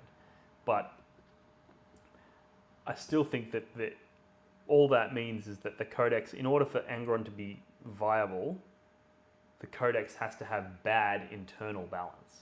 Because if that's what Angron is, and that compared to other factions is bad, and everything else in the Codex compared to Angron is equal, well then the whole Codex will be bad. You know, so I think based on what we know about Angron, he looks like he's going to be bad, and therefore the only way the Codex will be good is if it has bad or poor internal balance, which you don't want. I think the World Eaters, it's looking much more like a bunch of 8-bound with the Lord Invocatus and a bunch of Juggernaut like Lords, and then a bunch of Berserkers, potentially in Rhinos. And that's just what you've got, you know. It will depend, because they have said that Angron supposedly is going to be able to be resurrected with Blood Tithe, so if we can kill him, like you deep strike him in, you go for your 9-inch charge. If you fail, cool. Then your opponent turns around, shoots him dead, and then you bring him back, go for another 9-inch deep strike charge. You know, so, and if you're using command points to reroll, then you're probably fine. But even then, and here's the problem with units like Angron, right? And this is why they just don't fit with GW's game design. Because even if he drops down and makes the charge, right? He's going to go in and he's going to kill something. He's probably going to kill like a 200-point unit or 200 points worth of models, right? But he's like 300 and something, right? So he goes and kills them, and then he sits there and dies.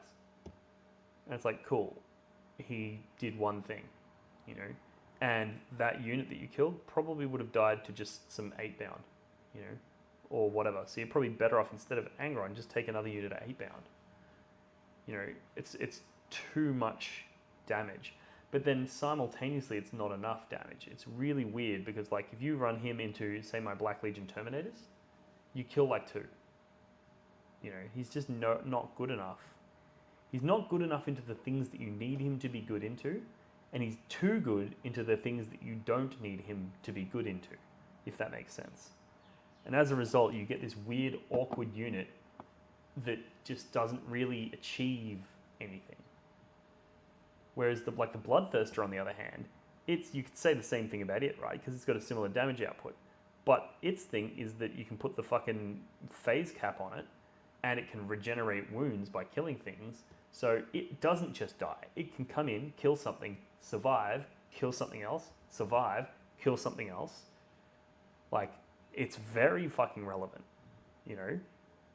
Whereas I think Angron, because of the fact that he's going to be very easy to kill, that's going to make him bad. You know?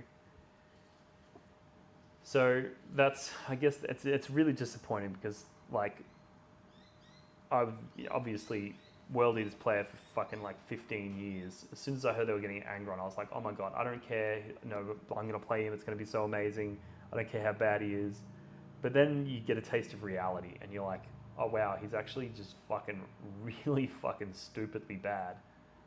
And you sort of have to, you know, accept that maybe You either have to accept that you're going to play a bunch of games and lose because your units are shit, or you're going to have to be very, very innovative and creative with the way you play. But I don't think World Eaters are going to be a faction capable of being innovative and creative. You know, that's more of an Alpha Legion trick. You know, World Eaters are going to be more of a unga bunga, smash you over the head, you know, kind of army. And so they should be, right? That's what they are in the lore, and that's very good. But it's not conducive of a strong competitive list or archetype, and that's going to make it a little bit less fun to play, in my opinion. So I really hope I'm wrong. But, and even like the World Eaters getting that pre-game move, right? That's all well and good, but if you go second, your opponent's just going to, like, it becomes way less relevant. Because your opponent can just, in their turn, not move, right? They can just stay 24 inches away. And then you go into your first turn, because you have to do the pre-game move before their first turn, and then you go into your first turn, you just can't charge them. And then you move up in the middle of the board, and then they blow you up. So, yeah, that hurts.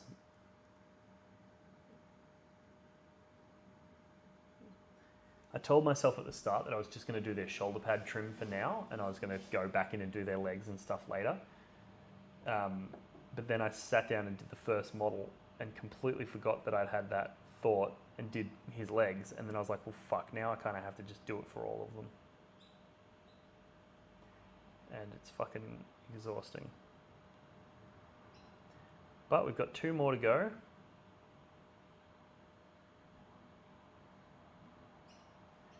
And then we're good. What have we got here?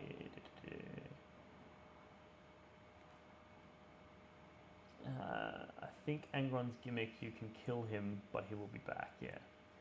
Slightly concerned about the lack of wound cap on Angron, like Gazkal, Catan, Abaddon, etc. I agree, he should have had a phase cap. I mean, he's got 18 wounds. Even if he had a 10 wound phase cap, so it would only take 2 phases to kill him. You know, I'd be fine with that. You know, I think most big models should have something like that, you know, just so that you can't just, you know, so that you at least have to commit multiple things in order to kill stuff, you know. No Primarch should be able to be brought down by a single unit of Plasma Inceptors. Like, that's fucking dumb. You know, you should have to commit something serious, or you should be able to commit multiple things in order to kill a Primarch. And unfortunately, they did not go in that direction.